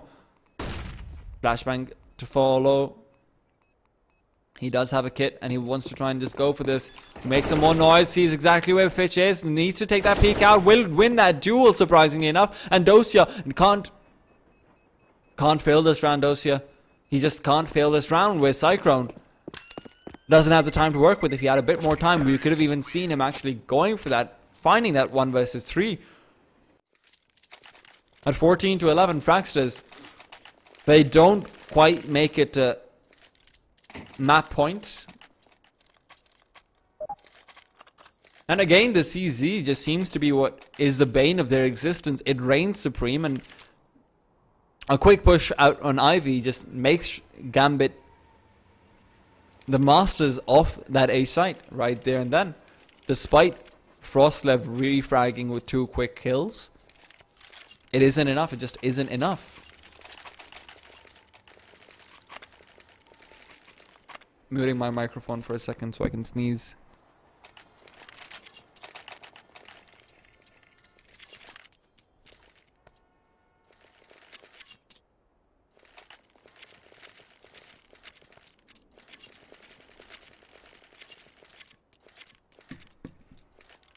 One day we will not have to worry about our noses being blasted off like Team Rocket on a good day. One day. That is a dream, but right now the dream for Frostlip is 16. And you may think that that's slightly creepy, I would agree with you, but hey, you know, to each his own, I suppose. Age of consent in Europe and whatnot. Cyclone, finding that early pick-off, will be able to really bring things in their favor. And that's what I'm talking about. A couple of these key rounds where Staffan once again finds Fitch out with a grenade in his hand. And that's where Gambit, 5 versus 3. Suddenly, Cyclone finding that opening pick gives them a bit more confidence, gives them a little bit more to work with. And such an important round for him to step up as well. This is where Gambit can be. This is where Gambit can and will be reset should they lose this one and not get the bomb plant down. So, as surprising as it may be, equally important to Fragsters to be able to close this out without risking overtime is the fact that they need to find this bomb, which is in the hands of Mo, who is going to be able to plant it down. Unfortunately, that's not going to be prevented.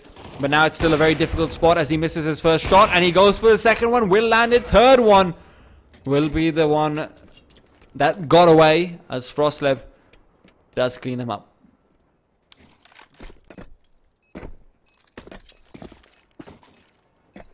Gambit should be able to scramble together a very lackluster buy after that bomb plant, but still AWP is being hunted up. Fragsters want to be able to make sure that they...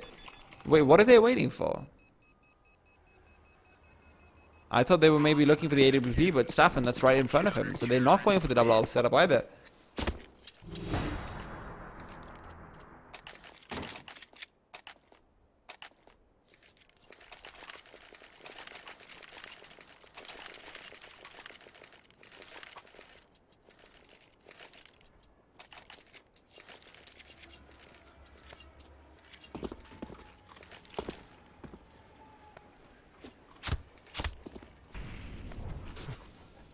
15-11, and now Gambit have gone for their favorite guns, or so it seems like in this series at least.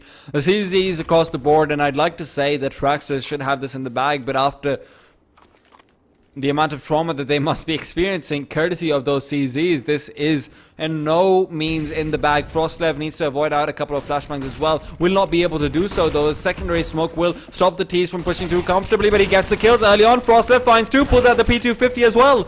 But he can't connect with the headshot, and that will mean that Dosia are finally able to take him down. Adren adds one to the score of the terrorists. But Dragonfly from the backlines, look at his positioning, just playing this perfectly. USP pulled out as well, but Mo, CZ in hand, has been gifted the op to work with. If he had the bomb, I could say that this is a difficult situation for Fragsters, but with them having complete control and some utility as well to work with, I would be very impressed with Mo if he's able to get these two kills down. But Fragsters, they have to really show up as well. They've got to use their utility perfectly. They can't quite be caught out in the open. They should realize that there is an AWP in the hands of Mo, but Mo has been scouted out. Now his AWP is pulled through as well. He gets the shot. Never mind, he can't connect. The second one is there, and Torben, oh lord, and he's going to find the man out with the grenade in his hands, and Mo, he will end up falling with that. Fragsters, they're able to get one map on Gambit's map pick, something completely unexpected. And we're going to be moving up to the next game. That's Gambit going up against Kinguin. Remember guys, if you'd like to support the stream, there's a couple of ways you can do so. Most importantly, go down into the description down below. There is my Twitter handle. Go to Twitter, follow me at GGTtime, turn your ad block off, subscribe to the YouTube channel, all the great stuff in the world. Just make sure that you are following me on all the social media. Twitch is where I stream normally. Twitch is where I stream my gameplay and some of my other casted matches in other tournaments. With that being said though, this is tea time. We're going to be signing off for now. We'll be back in about 10 to 15 minutes for Gambit going up against Kinguin.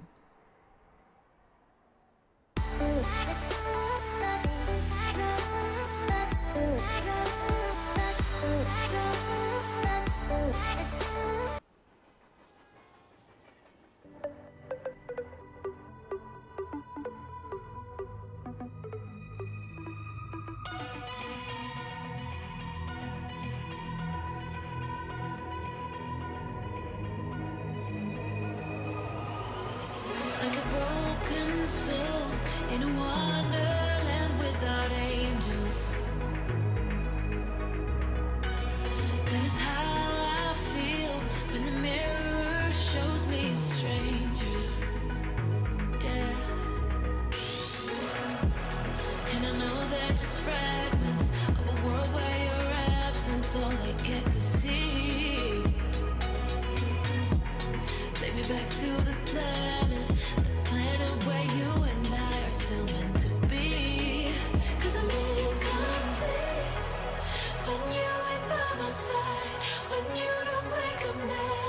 next to me. Yeah, I'm incomplete. I need you here tonight to cover up these empty sheets. 'Cause I'm incomplete. Yeah, I'm incomplete. Hey, 'cause I'm incomplete. I need you here tonight to cover up these empty sheets. 'Cause I'm incomplete.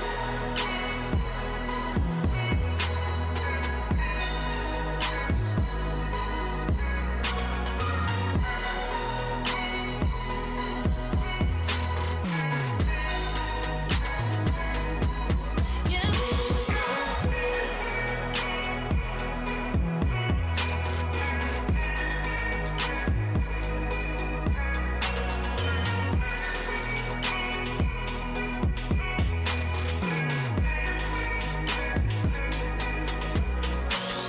The crack of dawn, I imagine you waiting by my doorstep.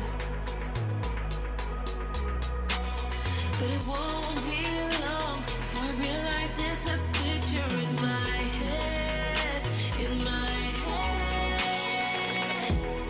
And I know they're just fragments of a world where your absence all I get to see.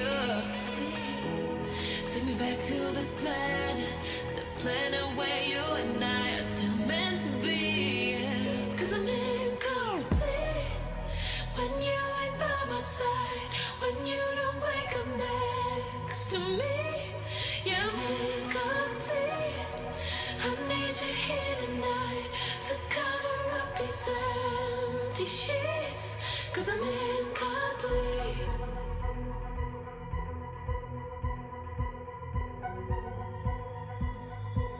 Cause I'm incomplete. I need you here tonight to cover up these empty sheets. 'Cause I'm incomplete.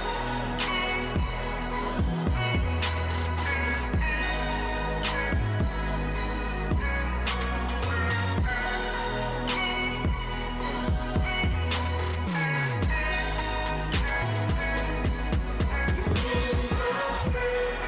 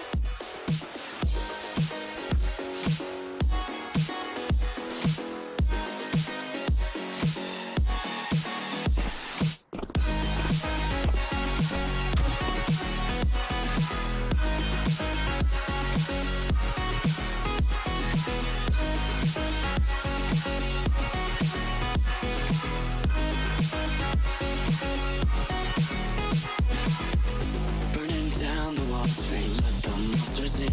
And now we're running down the halls. No, we can't let them win. There's an evil inside, just lurking way down below. And if I can't hold my breath, then I'm bound to become hollow. Can you say that I disappeared? Can you say that I wasn't there for you when you went into hiding on the front steps of your porch? And I reflected on the memories, but I put out that torch. Hey!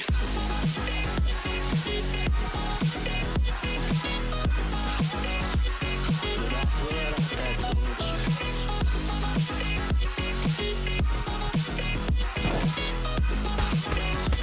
But I put out that torch. So now can you tell me when you want to be in time? There's a million different places and a million different heights. I'll climb the tallest of the mountains, the highest place I find, so that I can look over before me what is mine. Can you say that I disappeared? Can you say that I wasn't there for you when you went into hiding on the front steps of your porch? And I reflected on the memories, but I put out that torch. Hey!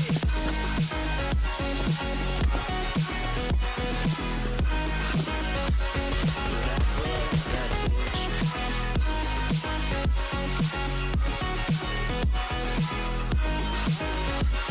But I put out that torch. Oh, why can't you see it was all because of me? And all I want is to be free, and finally I can be free. Can you say that I disappeared? Can you say that I wasn't there for you? Can you say that?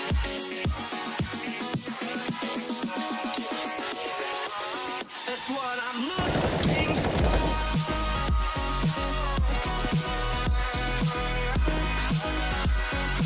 That's what I'm looking for.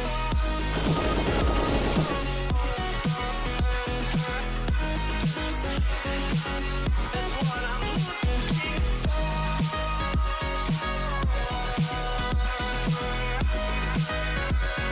That's what I'm looking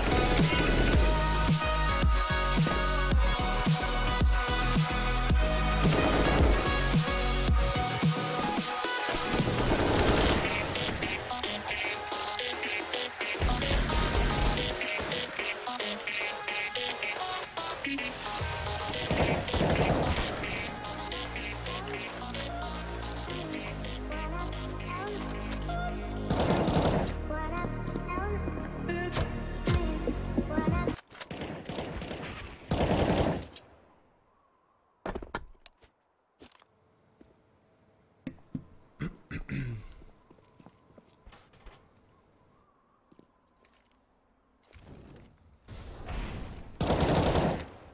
Who picked this map?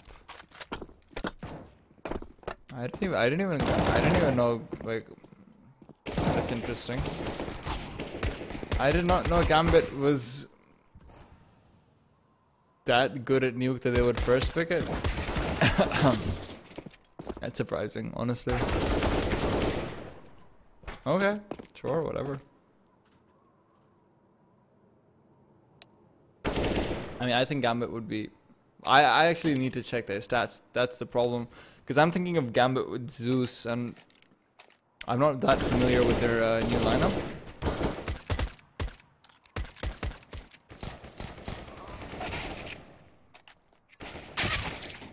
But I'm just checking up on HLT what the win rate is on Nuke. Well, it can't be that good. Like, if I remember correctly, it should be about...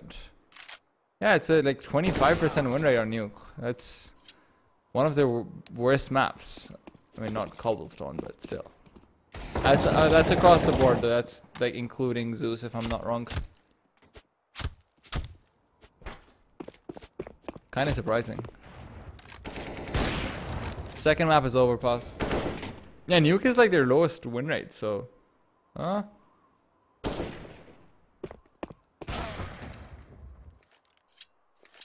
Whatever, I guess. Never mind, sorry. Nuke is not their lowest one, right? My bad, my bad. It's just their lowest played map. And they've only got 19 maps on it as a team. And that includes Zeusera, if I'm not wrong.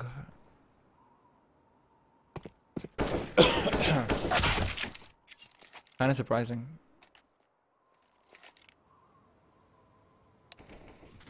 I don't particularly like Kinguin's chances on this map, but let's see whether or not they're able to get this knife right now. Because quite frankly, we need to keep in mind Gambit, we just saw them losing out to Fragsters in what was a very lackluster performance coming out from a few of their players. We were pointing out Cyclone on the side of Fragsters not really having a good performance, but neither was Hobbit, and Hobbit's really one of those keys for Gambit to go insane and to be able to, you know, consider themselves a tier 1 team. So Kinguin, if they're able to outperform their general ability a little bit, then wouldn't be too surprised to see Gambit actually losing out a map or two over here.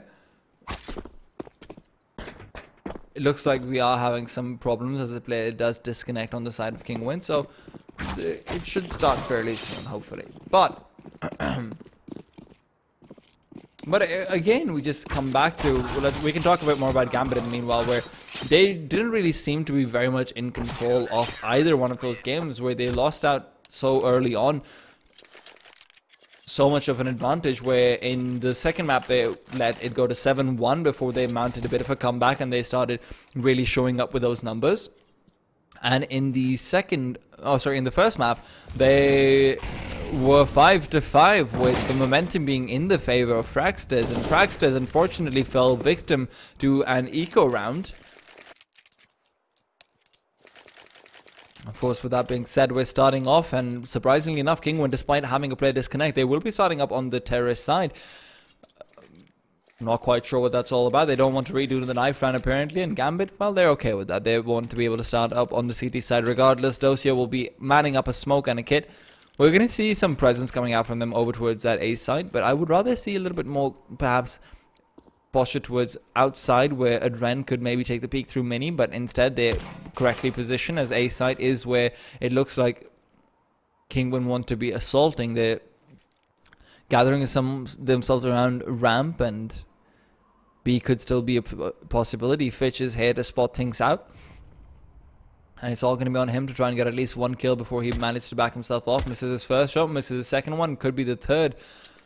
But for now, it will be Kinguin who are continuing to take things slow on this pistol round. Fitch is getting a bit too aggressive though, and he might be punished over here, but managed to back himself off successfully. Kinguin don't want to commit too much to this, don't want to go too hard on this, and they can try and rotate out towards that admin room and make their way into the A side instead. Hobbit, in the meanwhile, considering for a rotation, but Mihu, this is going to be a good one to fly through, as the flashbang won't be doing too much. Hobbit can't connect with the shots, and 50 seconds left on the clock. They're coming in onto Mini from the back lines. Hobbit will be caught so unaware by this. He just doesn't know how to react to this, and Hyper waiting for the peak to come through from that heaven area. Mihu pushing forward, finds that one. Mo is taken down, and he turns around, and it will be Adren to follow. Dosia, the only man to really defend that A side successfully, as he finds 2 kills. Hyper makes it a third for himself, not a third for himself, a third for his team, and tries to go on to the next one, but he's tagged down pretty substantially. Mihu left alone, and he's going to be able to step on. I was about to say he can step on the dreams of Gambit, but Dosia shuts him down. Dosia with his 3rd kill in this round. He is looking spectacular in this pistol, and Hyper, he just wants to die at this point, and he will be able to do so. Doesn't really have the problem of not having enough money in the next round without that loss bonus.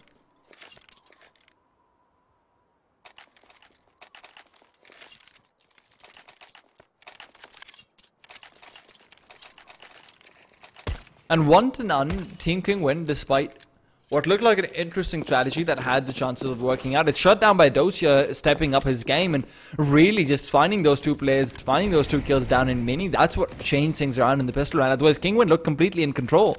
Kinguin looked like they had found a strat that works for them, and now Mihu, he just wants to push forward. They've got the force spike going on as well, down in Squeaky. This can be dangerous for them. Mouse wants to replicate what success Gambit had earlier on. Already onto the side he goes. It's the kill onto Dosia, who's fallen from heaven, and the bomb plant will be had. There's still a smoke in the hands of Hyper. The UMP has been recovered as well. Grenade in the hands of Roland can be thrown out. Will be thrown out to actually bring down that gun. Hyper in the meanwhile, look at him with the P250. He's looking spectacular as he finds that kill, finds the shot, and the smoke still being deployed and still blooming down towards Mini. Leaves Mo alone at the outside area, trying to hush himself down to secret, but 1-1 in Kinguin, they give Gambit a taste of their own medicine. Gambit now, after being shut down in that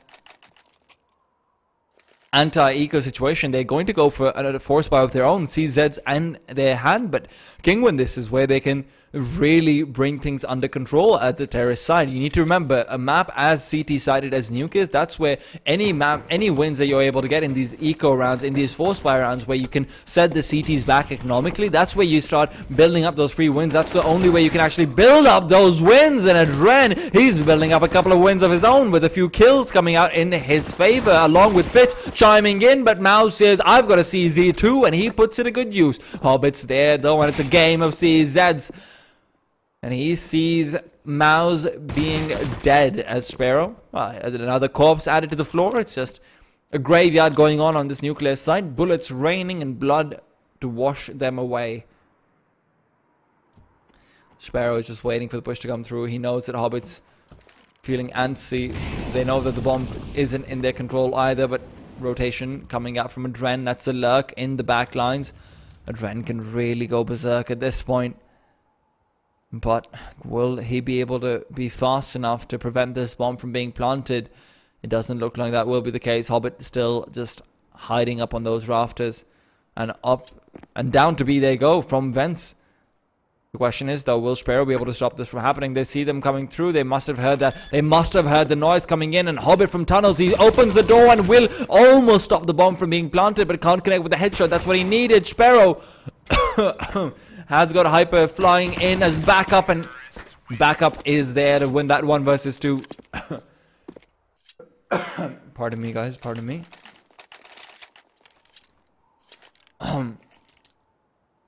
But I mean, that's great stuff coming out from Kinguin. Have to give them props for that one. Just reading that correctly, bringing things back in their favor, despite Gambit being able to find those early on CZ frags. It's not the easiest thing in the world. Especially after Gambit's just going to be feeling so confident about those pistols. Dosia, USB in hand, he looked pretty spectacular with that in the first round. He just wants to try and replicate some of that success. But right now, all he gets is 99 points of his HP taken out. And, well, Hyper backs himself off. Will re-peek and should be able to get another kill onto Dosia. But Sparrow instead with the invisible gun. Man, this is so frustrating. This, for some reason, always happens to me on Nuke, that there's a glitch when I'm casting. The guns just go invisible. I don't know how to fix that either. And Fitch, well, he doesn't know how to fix the situation, as Roland takes him down. Anti-eco, this time it's successful for Kinguin. Not really too many players lost either. Only the single kill the Gambit were able to find. I'm just going to quickly see if I can see Sparrow's gun right now. See, this is what I mean. I can't see Sparrow's gun. I can't see his model at all either. Escape doesn't fix it either. Just, it's an invisible man. It's the invisible man indeed. But Gambit 1 to 3, and this is one of those games where you keep yourself up and you try and keep that money going for yourself just by buying up these rifles, by going for these sketchy buys. But Adren, unless he shuts down a few players over here, he will find a few bullets, but can't quite bring down a Hyper. This is the problem. You don't have any smokes now. You're relying on pure firepower. Now, if you look over towards Kinguin, they've got utility for days. Utility for days.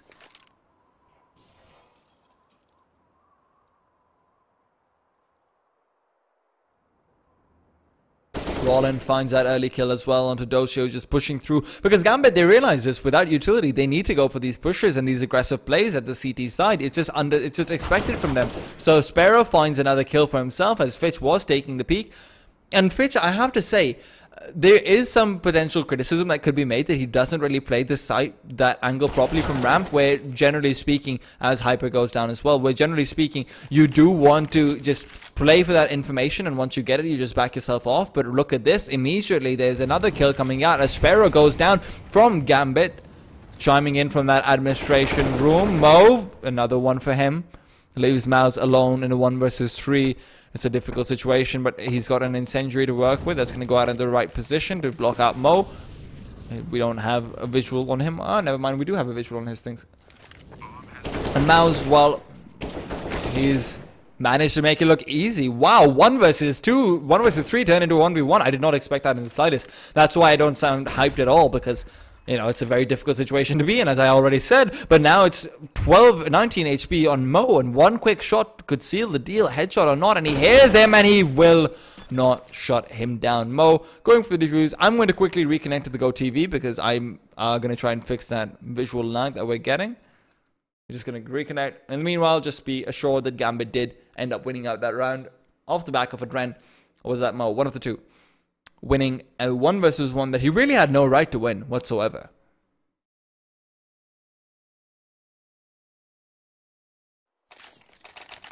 Alright, hopefully the visual glitch will be fixed right now. And, like, damn. Still, Kinguin finding the 1 versus 2 and the bomb 1 versus 3, bringing it down to a 1 versus 1 and the bomb plant. That's what you need to remember. The CTs now, they just saved only 1 rifle going into the next one. Mo has got an AWP now to work with, but 3-2, and Kinguin have the ample opportunity to be able to make it 5 or 6. But look at this, Mo doesn't want to let that happen from Garage. He's found 1, and off he goes. Mihu could be the next one to follow. Mihu could indeed be the next one to follow, but Mo playing it safe, doesn't want to take the re-peek in that grenade. That's Moke will be allowing him to just back off successfully. Fitch changing up his style a little bit with the UMP. He realizes, no, never mind, he's going for the flashbang play. He's contesting this and he will be punished. Never mind, Pharaoh. Hyper can't quite connect with those shots, and that leaves Kinguin in an awkward position where they could have been in a 3 versus 2. Instead, Fitch being successful in that endeavor of finding the kill. Despite not landing the flash, despite being caught with a grenade out in his hands, and Hyper having the perfect positioning and the crosshair placement. But look at this, Sparrow. He's found the kill that they needed to, but he's already seen Mo as well. The incendiary will force him back, and he wants to go for the retake. And look at this, another Molotov just picked up. He hears the man coming through vents because of the collision with that Molotov, and that leaves Mo in a 1 versus 2 with an AWP to work with. It's not the best of guns to have in this situation where both these players are this low on HP, but the flashbang is there, and that's going to allow him to see out where the foot of Mouse is, but he might not have actually seen it. It drops down, and Mouse, he was ready for that one. He was ready for that one. The instantaneous headshot just comes through, and Mo finds himself shut out. Now, Gambit being reset, and not only have they been reset, they've been reset after winning a 1 versus 1 where the terrorists were able to get the bomb plant down. Ralden, the floor is now all his. 3 kills to his name. He wants to increase that as high as possible with this Mac 10. Remember though, Gambit have got that Kevlar, they have got that CZ. So it's down to Kinguin to make sure they don't get punished too hard by this, and Ralden, Mac 10 in hand, just trying to shut down a few players. The grenade will potentially do so as Fitch goes down to 2 HP. Hobbit making a lot of noise, but look at this. Coming in from the back lines as Roland goes down. They can reclaim that Mac 10. But a lot of damage being dealt, and a Dren, that's some more damage dealt to him. But look at this from the back lines. That Mac 10 at $600 to Dosia. That's enough for a stripper over where he lives. Well, yeah, at least I think it is. I mean, it sounds like it's enough for a stripper anywhere in the world, but Mouse, well, he's not looking for a stripper. He's looking for Fitch, and he managed to shut him down. Dosia as well, just he's been looking spectacular so far. I mean, ever since the pistol round where he got those 4 kills, he just seems to be stepping up when they need him to, other than that rifle round, to be fair. But that kill, that 1 kill, bringing it down to a 3 versus 3. That's where things get tricky, but Mo wants to make things even trickier. That CZ scouts out a player, dinks him down, manages to shut him up. But Mouse is there to immediately return the favor. 2 HP on Sparrow, though very susceptible to basically anything at all. Mouse being sprayed down, Dosia! Oh, Dosia. This is why, Dosia, this is why everyone loves you. And CZ in his hand, Dosia cleans up the house. 3 kills to his name, keeps Gambit's hopes and dreams alive. And now Kinguin, they've just been... They're the ones who have been reset. So their money isn't going to look existent.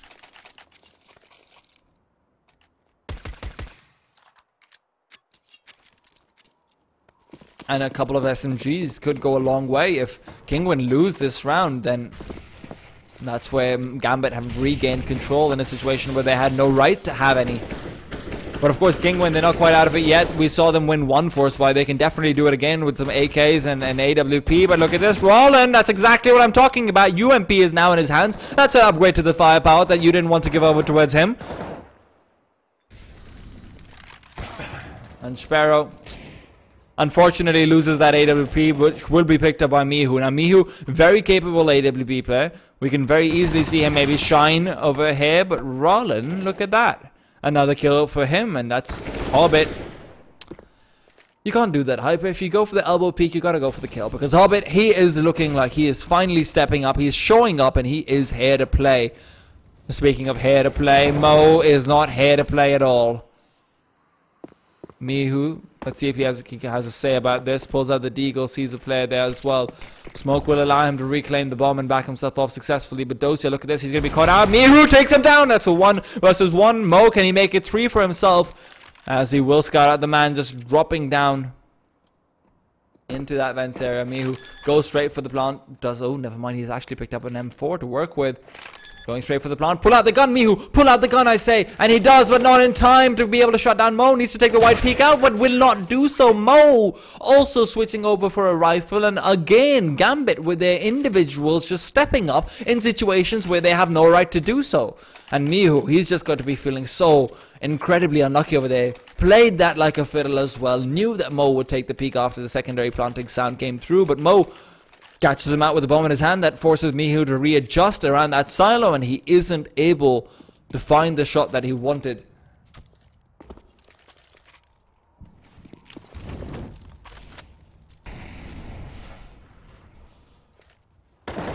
And look at this. Adran finds one straight away. It's just a massacre at this point. Flashbang even avoided. Mo is feeling it, and he's making Mihu feel it as well.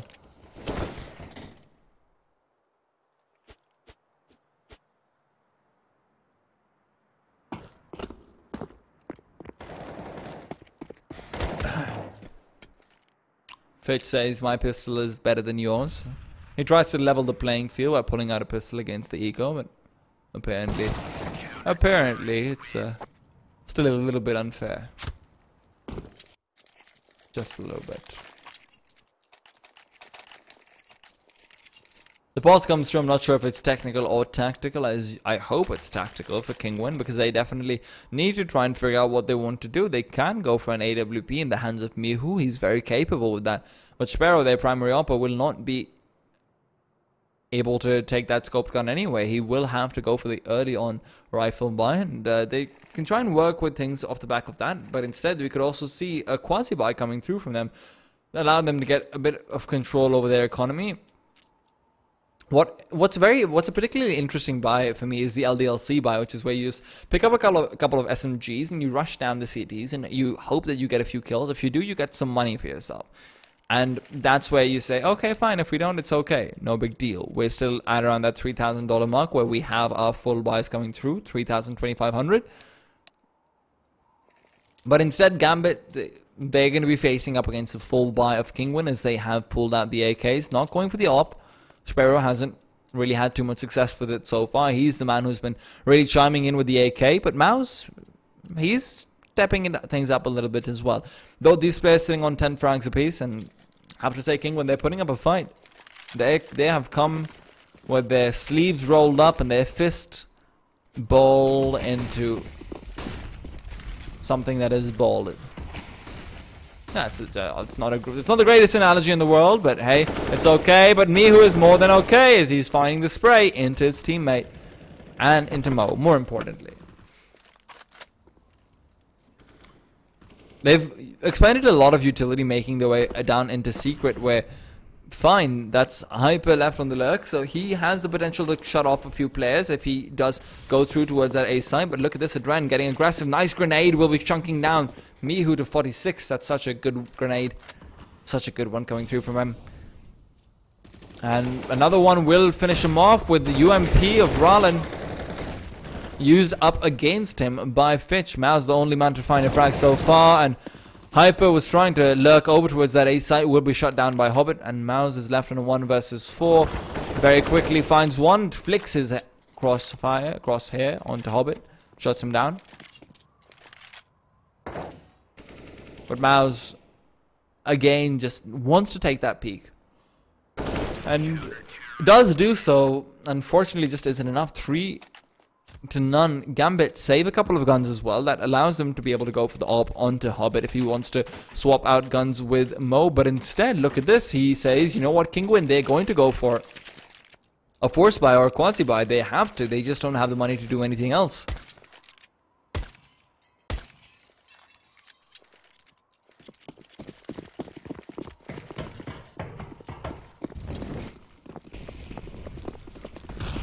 But in a 6-4, it's just Mouse who is... Oh, look at this. It ran.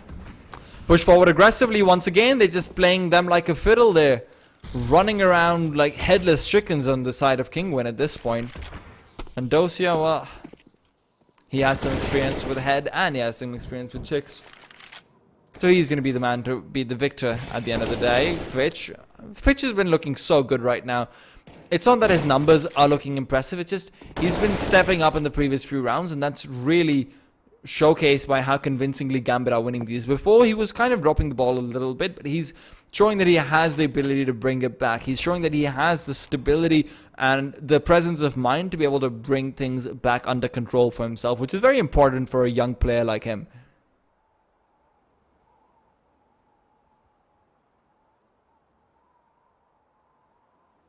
And it's very important to be able to play in a high-level environment, not just in, you know, the ECS Developmental League. Gambit have shown that they belong in some very, very high-level tournaments after their performance at the Mage and after their performance at DreamHack Malmo as well.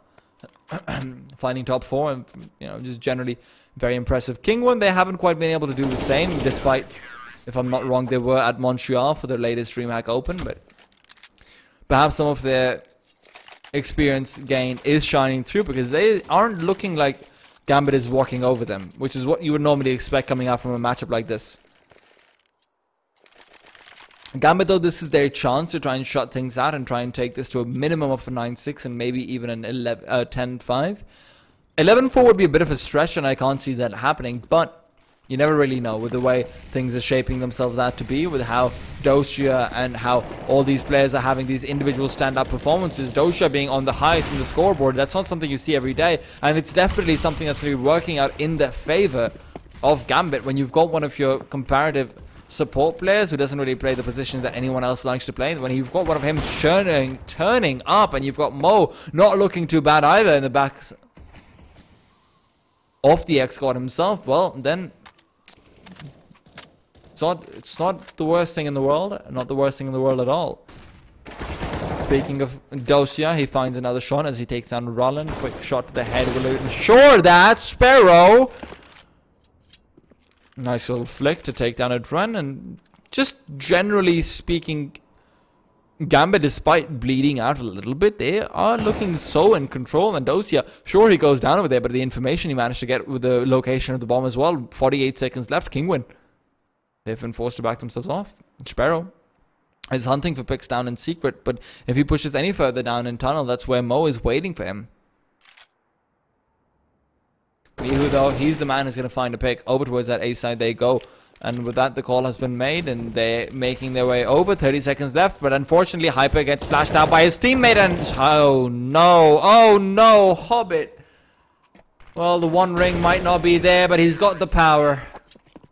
As The 1 versus 2 will not go the way of me, who once again can't quite close out a clutch round situation for himself.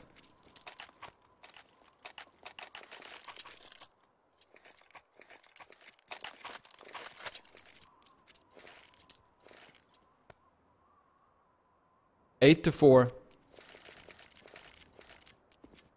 And Mo, his AWP is looking so good, man.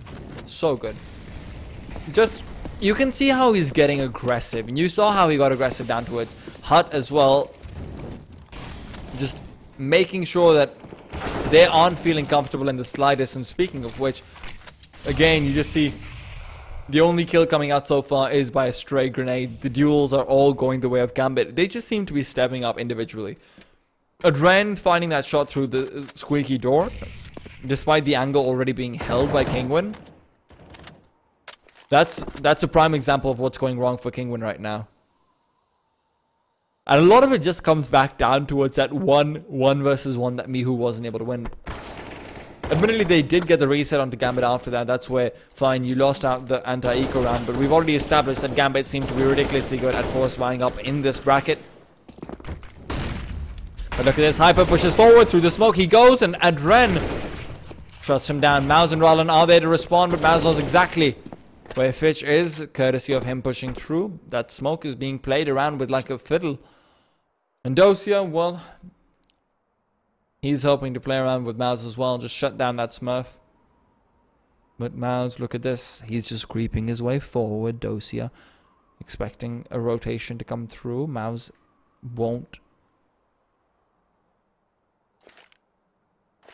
do so though. Not quite yet. The bomb will be going down, and with that, Dosia has to go for the rotate. Can't quite let Kinguin get away with this one for free. But Mouse, look at this. He's just holding such a difficult angle in the back of the site, and Dosia can push through. Mouse with the off angle. This is not going to be an easy one for him. He needs to clutch this one out. 8 to 4. But Kinguin, he's not going to check the right angle. So unfortunate. Just goes over towards the other side of the silos at that split second, and they've gotten so unlucky so many times. Mihu with the 1v1 before, and now it's Mouse to lose it. 9 to 4.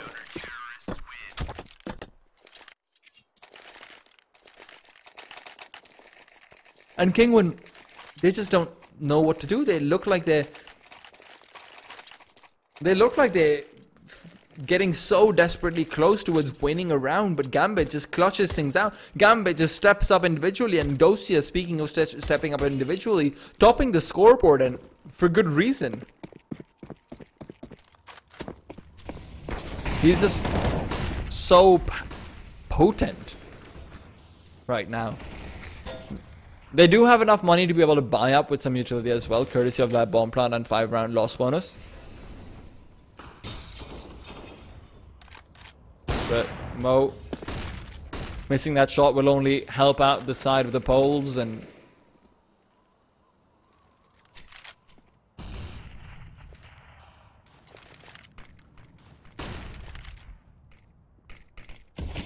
Dosia still will not be allowed another kill just quite yet.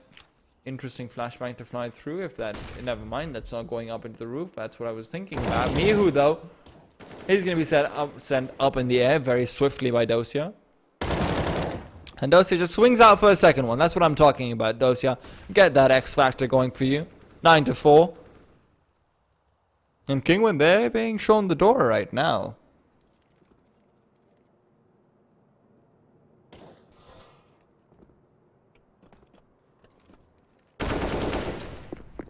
Mo refrags Mouse's kill, even though Mouse does find that good. Mouse finds a good kill onto Hobbit, but that's where you already see Gambit are constantly in position to be able to find another one. They're able to cement their lead. They're able to make sure that that doesn't go anywhere. But Dosia, he's right here, and he's here to shut out this round with a 3rd kill. Again, and again, and again. Dosia just stepping up so much.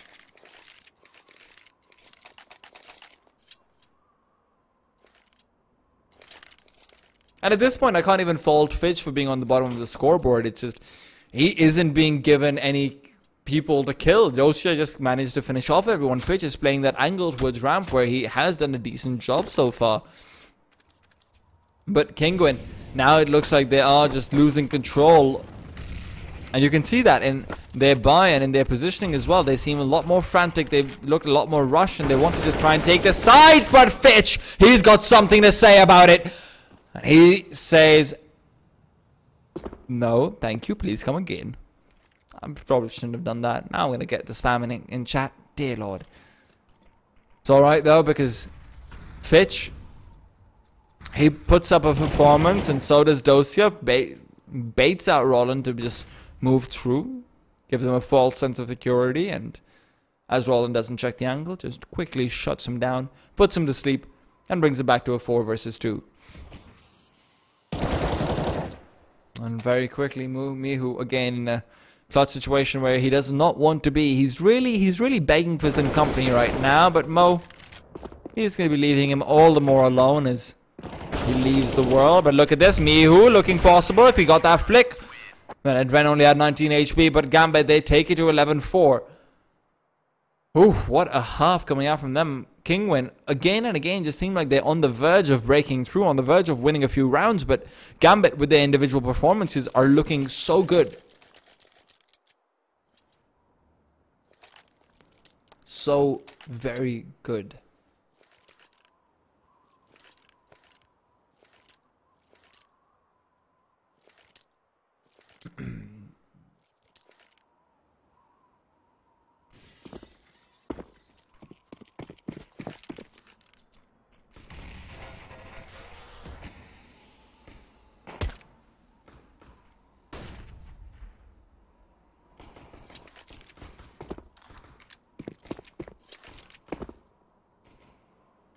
And this is where Kinguin, they've got the chance to really reset their sins. They've got the chance to try and take this pistol run away, but that's not really what we're looking towards. What we're looking towards is whether or not they can continue to capitalize off the back of that. Because so far, Gambit have been looking a little bit weak on pistol rounds, and once again, Roland just finding that bomb planter, preventing it from going down, allows Mouse to come in from the back lines, and that's Mihu with another one.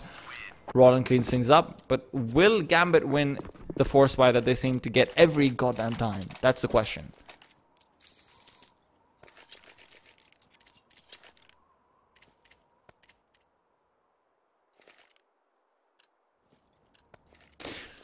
But of course, Gambit, this is their specialty. They pull out the CZs and they just look like they're walking all over the place, flashing their guns, flashing their bullets, but instead they're running this time. There's no walking happening, and they might be reconsidering their pace because Roland is in their face and he's shut them all down and he's making them look like absolute clowns because it is down to only Adren in a 1 versus 4, Deagle in hand spraying away. But unfortunately for them, Kinguin, they are able to seal the deal, and with that, that should be the first 3 rounds falling in their pocket.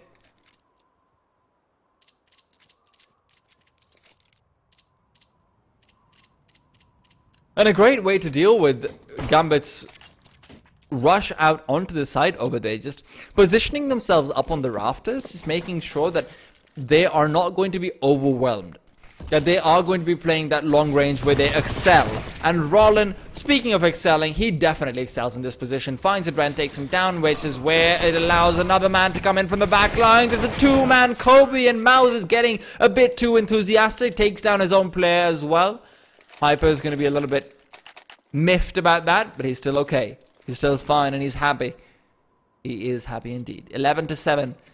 Kinguin now face up the full might of the AKs, but no AWP, and that's where Sparrow can really show up and start hitting his shots. Sparrow fell off after the first few rounds. That's where we saw him hitting the 10k mark very early on. If I'm not wrong, that was 6 rounds, then he had 10 kills.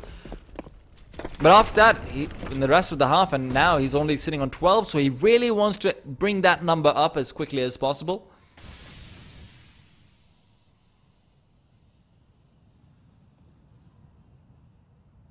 And 11-7, this is where things are looking tricky from Gambit, because they're slowing things down with the AKs, but they don't have the utility to do so, and the CTs so far, they're being a bit conservative with that utility. And that's going to work out to their favor, but look at this, Sparrow's ready. That's the first one. Can he go for the re-peek? Adren goes for the refrag, though, on the other side of the map.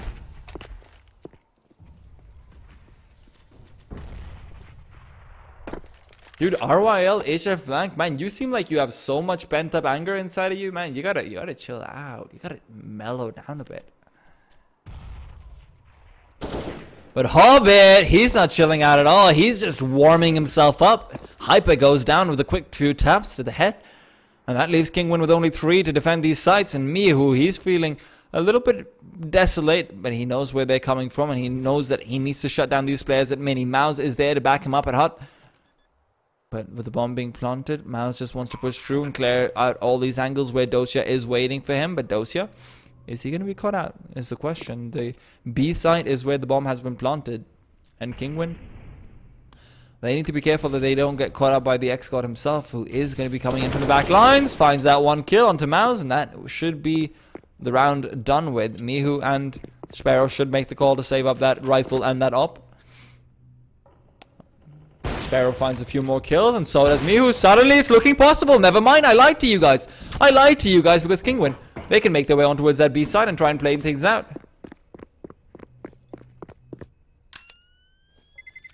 Never mind, I lied again. I lied so many times. I'm just a damn liar, man. I'm a damn liar.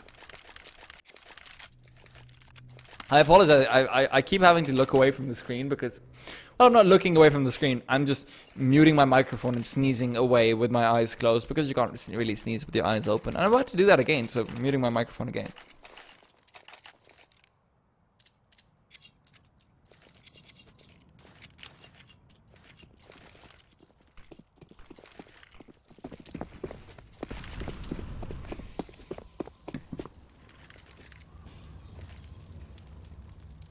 Alright then, 12-7 and Gambit, well that's a good round that they got, but they're still in trouble because Rowland, he's there to stop the push from coming through, and Mal's just coming down from heaven. Well, not quite heaven, but you know, you get what I mean. It's rafters, it's pretty close by, it's pretty close by. They're neighbors, and Adren, he's going to be having a meeting with the Grim Reaper. That's one appointment he's not going to be late for. Well, he is going to be late for, pun intended. I don't know why I'm going so casual right now. I try to be very try-hard casting when I'm casting ECS, but right now it's just my nose is blowing my mind and the rest of my body with the amount of sneezing that is happening. Sparrow, though, he's blowing up a couple of things himself with that AWP. Mihu with a quick little mid-air headshot will be able to provide a bit more backup as the bomb will be dropped. They have eyes on it, but Dosia, he's got eyes on the prize, and Mihu seems to be the prize. Sparrow will be an added trophy. And Dosia, well, he's got enough of his own trophies. He won't be able to get another one. And Roland takes him down still. Some casualties coming out on the CT side, losing out a few guns that they probably shouldn't have wanted to.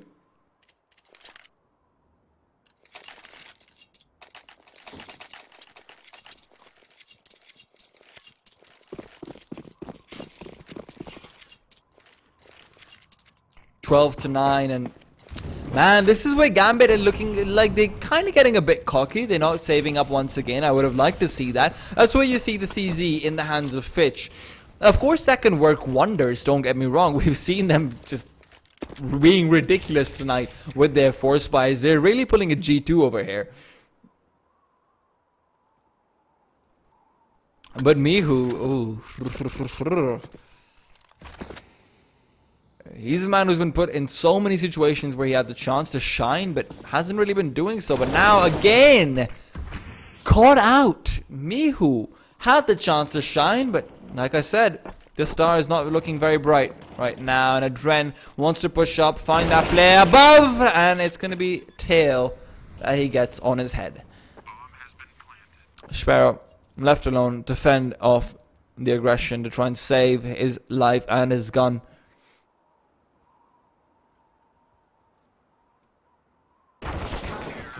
But unfortunately, it's Hobbit from the side, and Fitch doesn't care if he has a CZ. His teammates are there to step things up and bring things back under control. 13-9, and Kinguin, well, they have enough money to be able to buy up one more time, so... don't get me wrong. They can still keep control of this half. But remember, they've only got so many more rounds that they can bleed out before Gambit makes their way towards map point. And that's where you're playing for overtime up against a much more experienced team than you.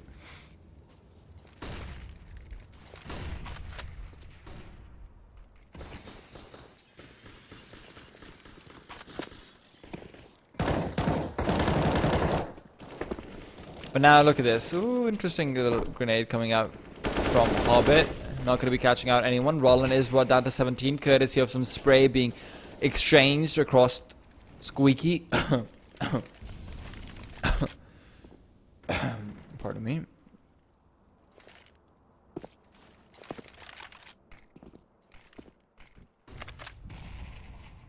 But still, Hyper, he could be caught out pretty badly if he keeps playing that position and doesn't back off soon, because Sparrow, well, he's already found Mo, but he's not quite there to back him up. He's not. This is not the same site, that same position with the M4 as it is with the AWP. We saw Sparrow looking very good over here, but Hyper, he's got the chance to shine as well. Fitch, though, already being pushed forward as aggressively as it is, might even be able to punish off a player for backing off, but Sparrow, now the AWP is there to back him up instead of forcing him to back off. And 5 versus 3, no utility either on the hands of the terrorists. Hobbit should be able to find one more over here, but Mouse, he's been scouted out, and Hobbit gets backstabbed to finish off that round. Adren fell as well somewhere in the chaos, and that brings Kinguin to double digits.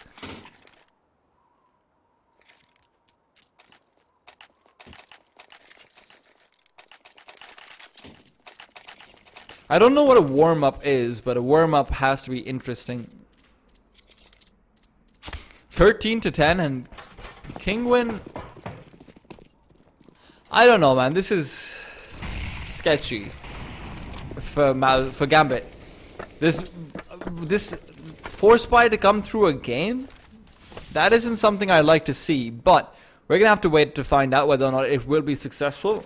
It has been in the past, and it looks like Adren starting off strong will be looking promising as Bihu once again drops the ball over towards tunnels, and Fitch, now being caught out in the middle of a reload, is brought down to 16 HP. Look at this though, Mouse with a flick, even throwing away the gun as he does so. Another kill added to his tally, but Mo is there to keep control over the situation. Sparrow, though, he wants to let loose the beast. He wants to bring out that AWP from heaven.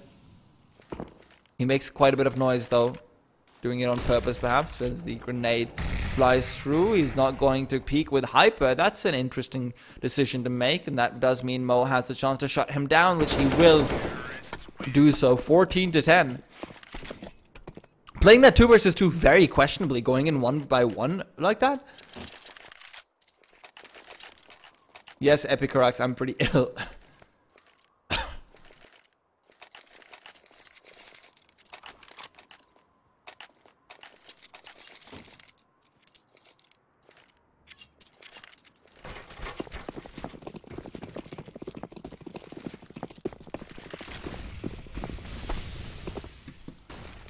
Alright, we're done coughing. We can unmute the microphone now. Unfortunately, Sparrow, my coughing is the least of his problems, as he does end up going down to Fitch with the early spray. Interesting grenade to come in.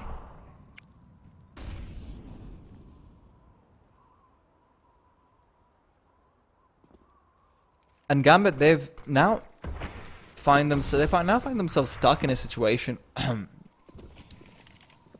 Now find themselves stuck in a situation where they're being pincered in. That's where we see Hyper getting in underneath Heaven, finding that kill from ladder. Roland, though, getting taken down from the side. He doesn't expect that to happen. Dosia as well, not being checked. The angles, Kinguin, they are messing up their fundamentals entirely.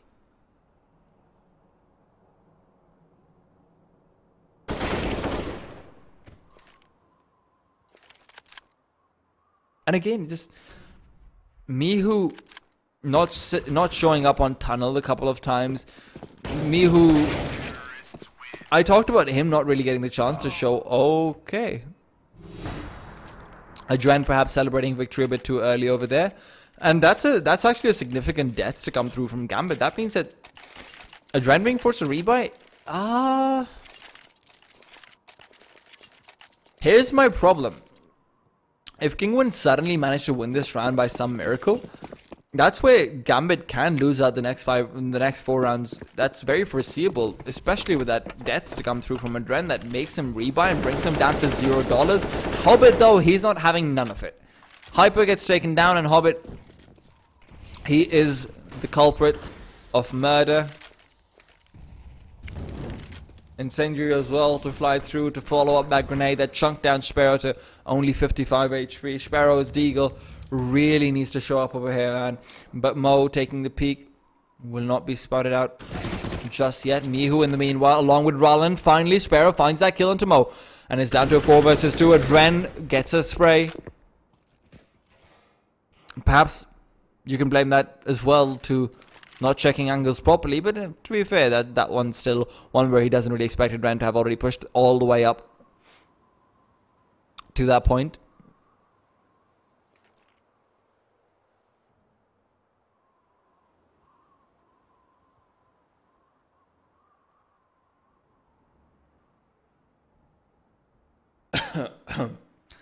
It's such a tense situation, and all I can really say is cough, cough, cough, cough.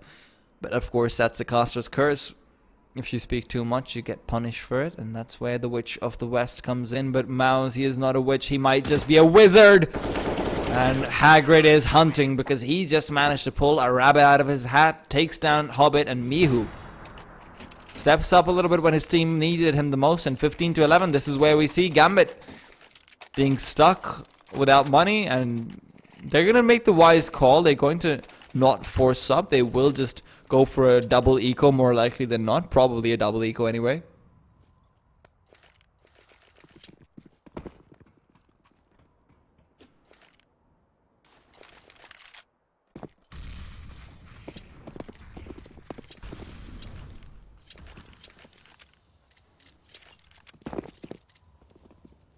(15-11), and the only investment coming into this round by the terrorists is a Deagle and Kevlar in the hands of Hobbit, which will be removed very soon. Mo as well with a Deagle, but it's just a shooting gallery on the outside region where Kinguin are just racking up these anti-eco kills. The confidence boosting kills, and Mihu definitely needs those. Because he's been having a bit of a poor showing so far in these last few rounds. If he's able to step up, that's where you forget all his troubles before.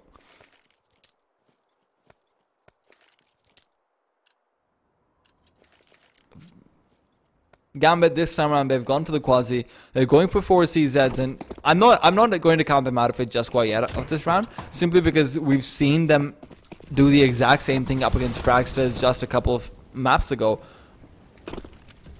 But if Kinguin lose control over here, then they will be kicking themselves. Kinguin, though, they might be looking to get a bit aggressive and try and punish the CZs before they come through. However, at the same time, they might be anticipating this and just saying, you know what, let's just make sure that we don't lose out too much. And speaking of, oh god, speaking of losing out too much, they just lost out 2 players.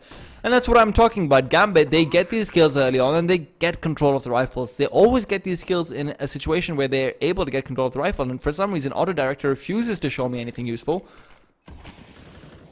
And Kinguin, well, they might have just been shut out on a force buy, on an anti-force buy.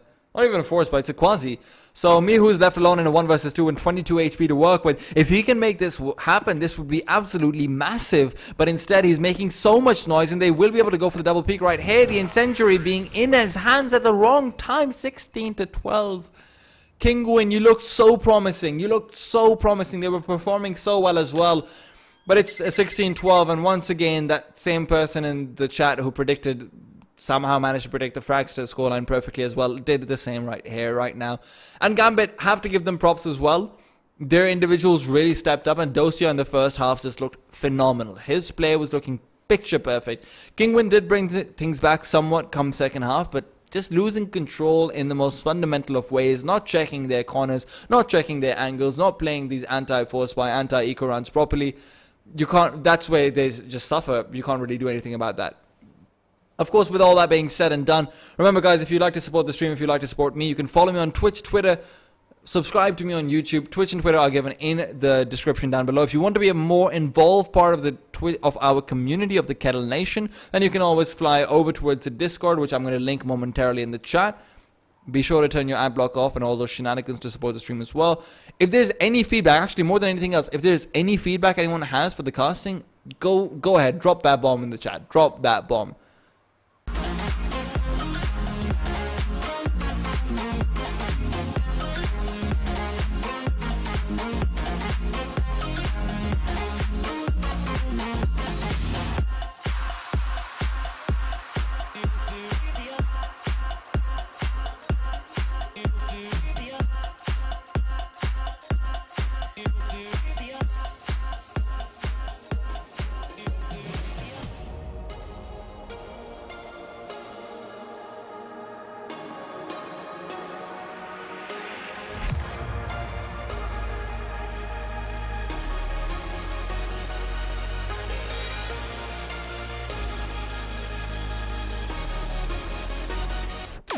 When I close my eyes, I can almost see it.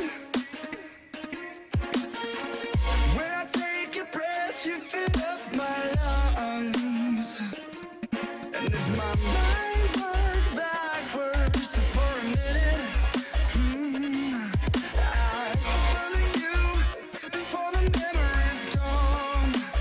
I remember you, you lift my spirit. With you high is all I'm feeling. Remember how we felt alive. I remember you.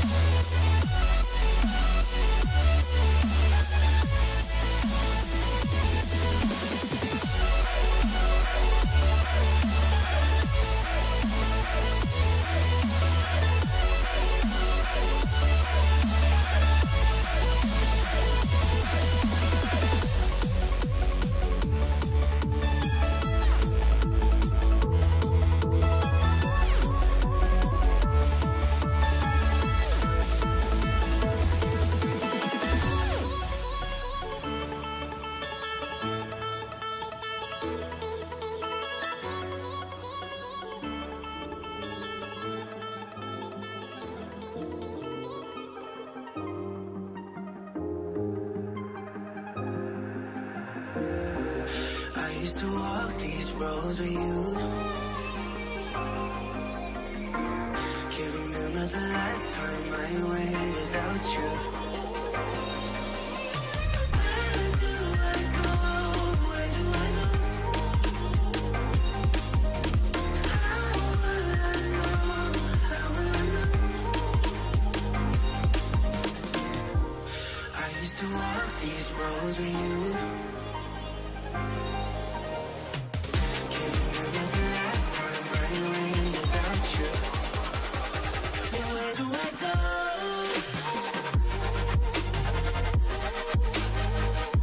Where do I go from here? Where do I go?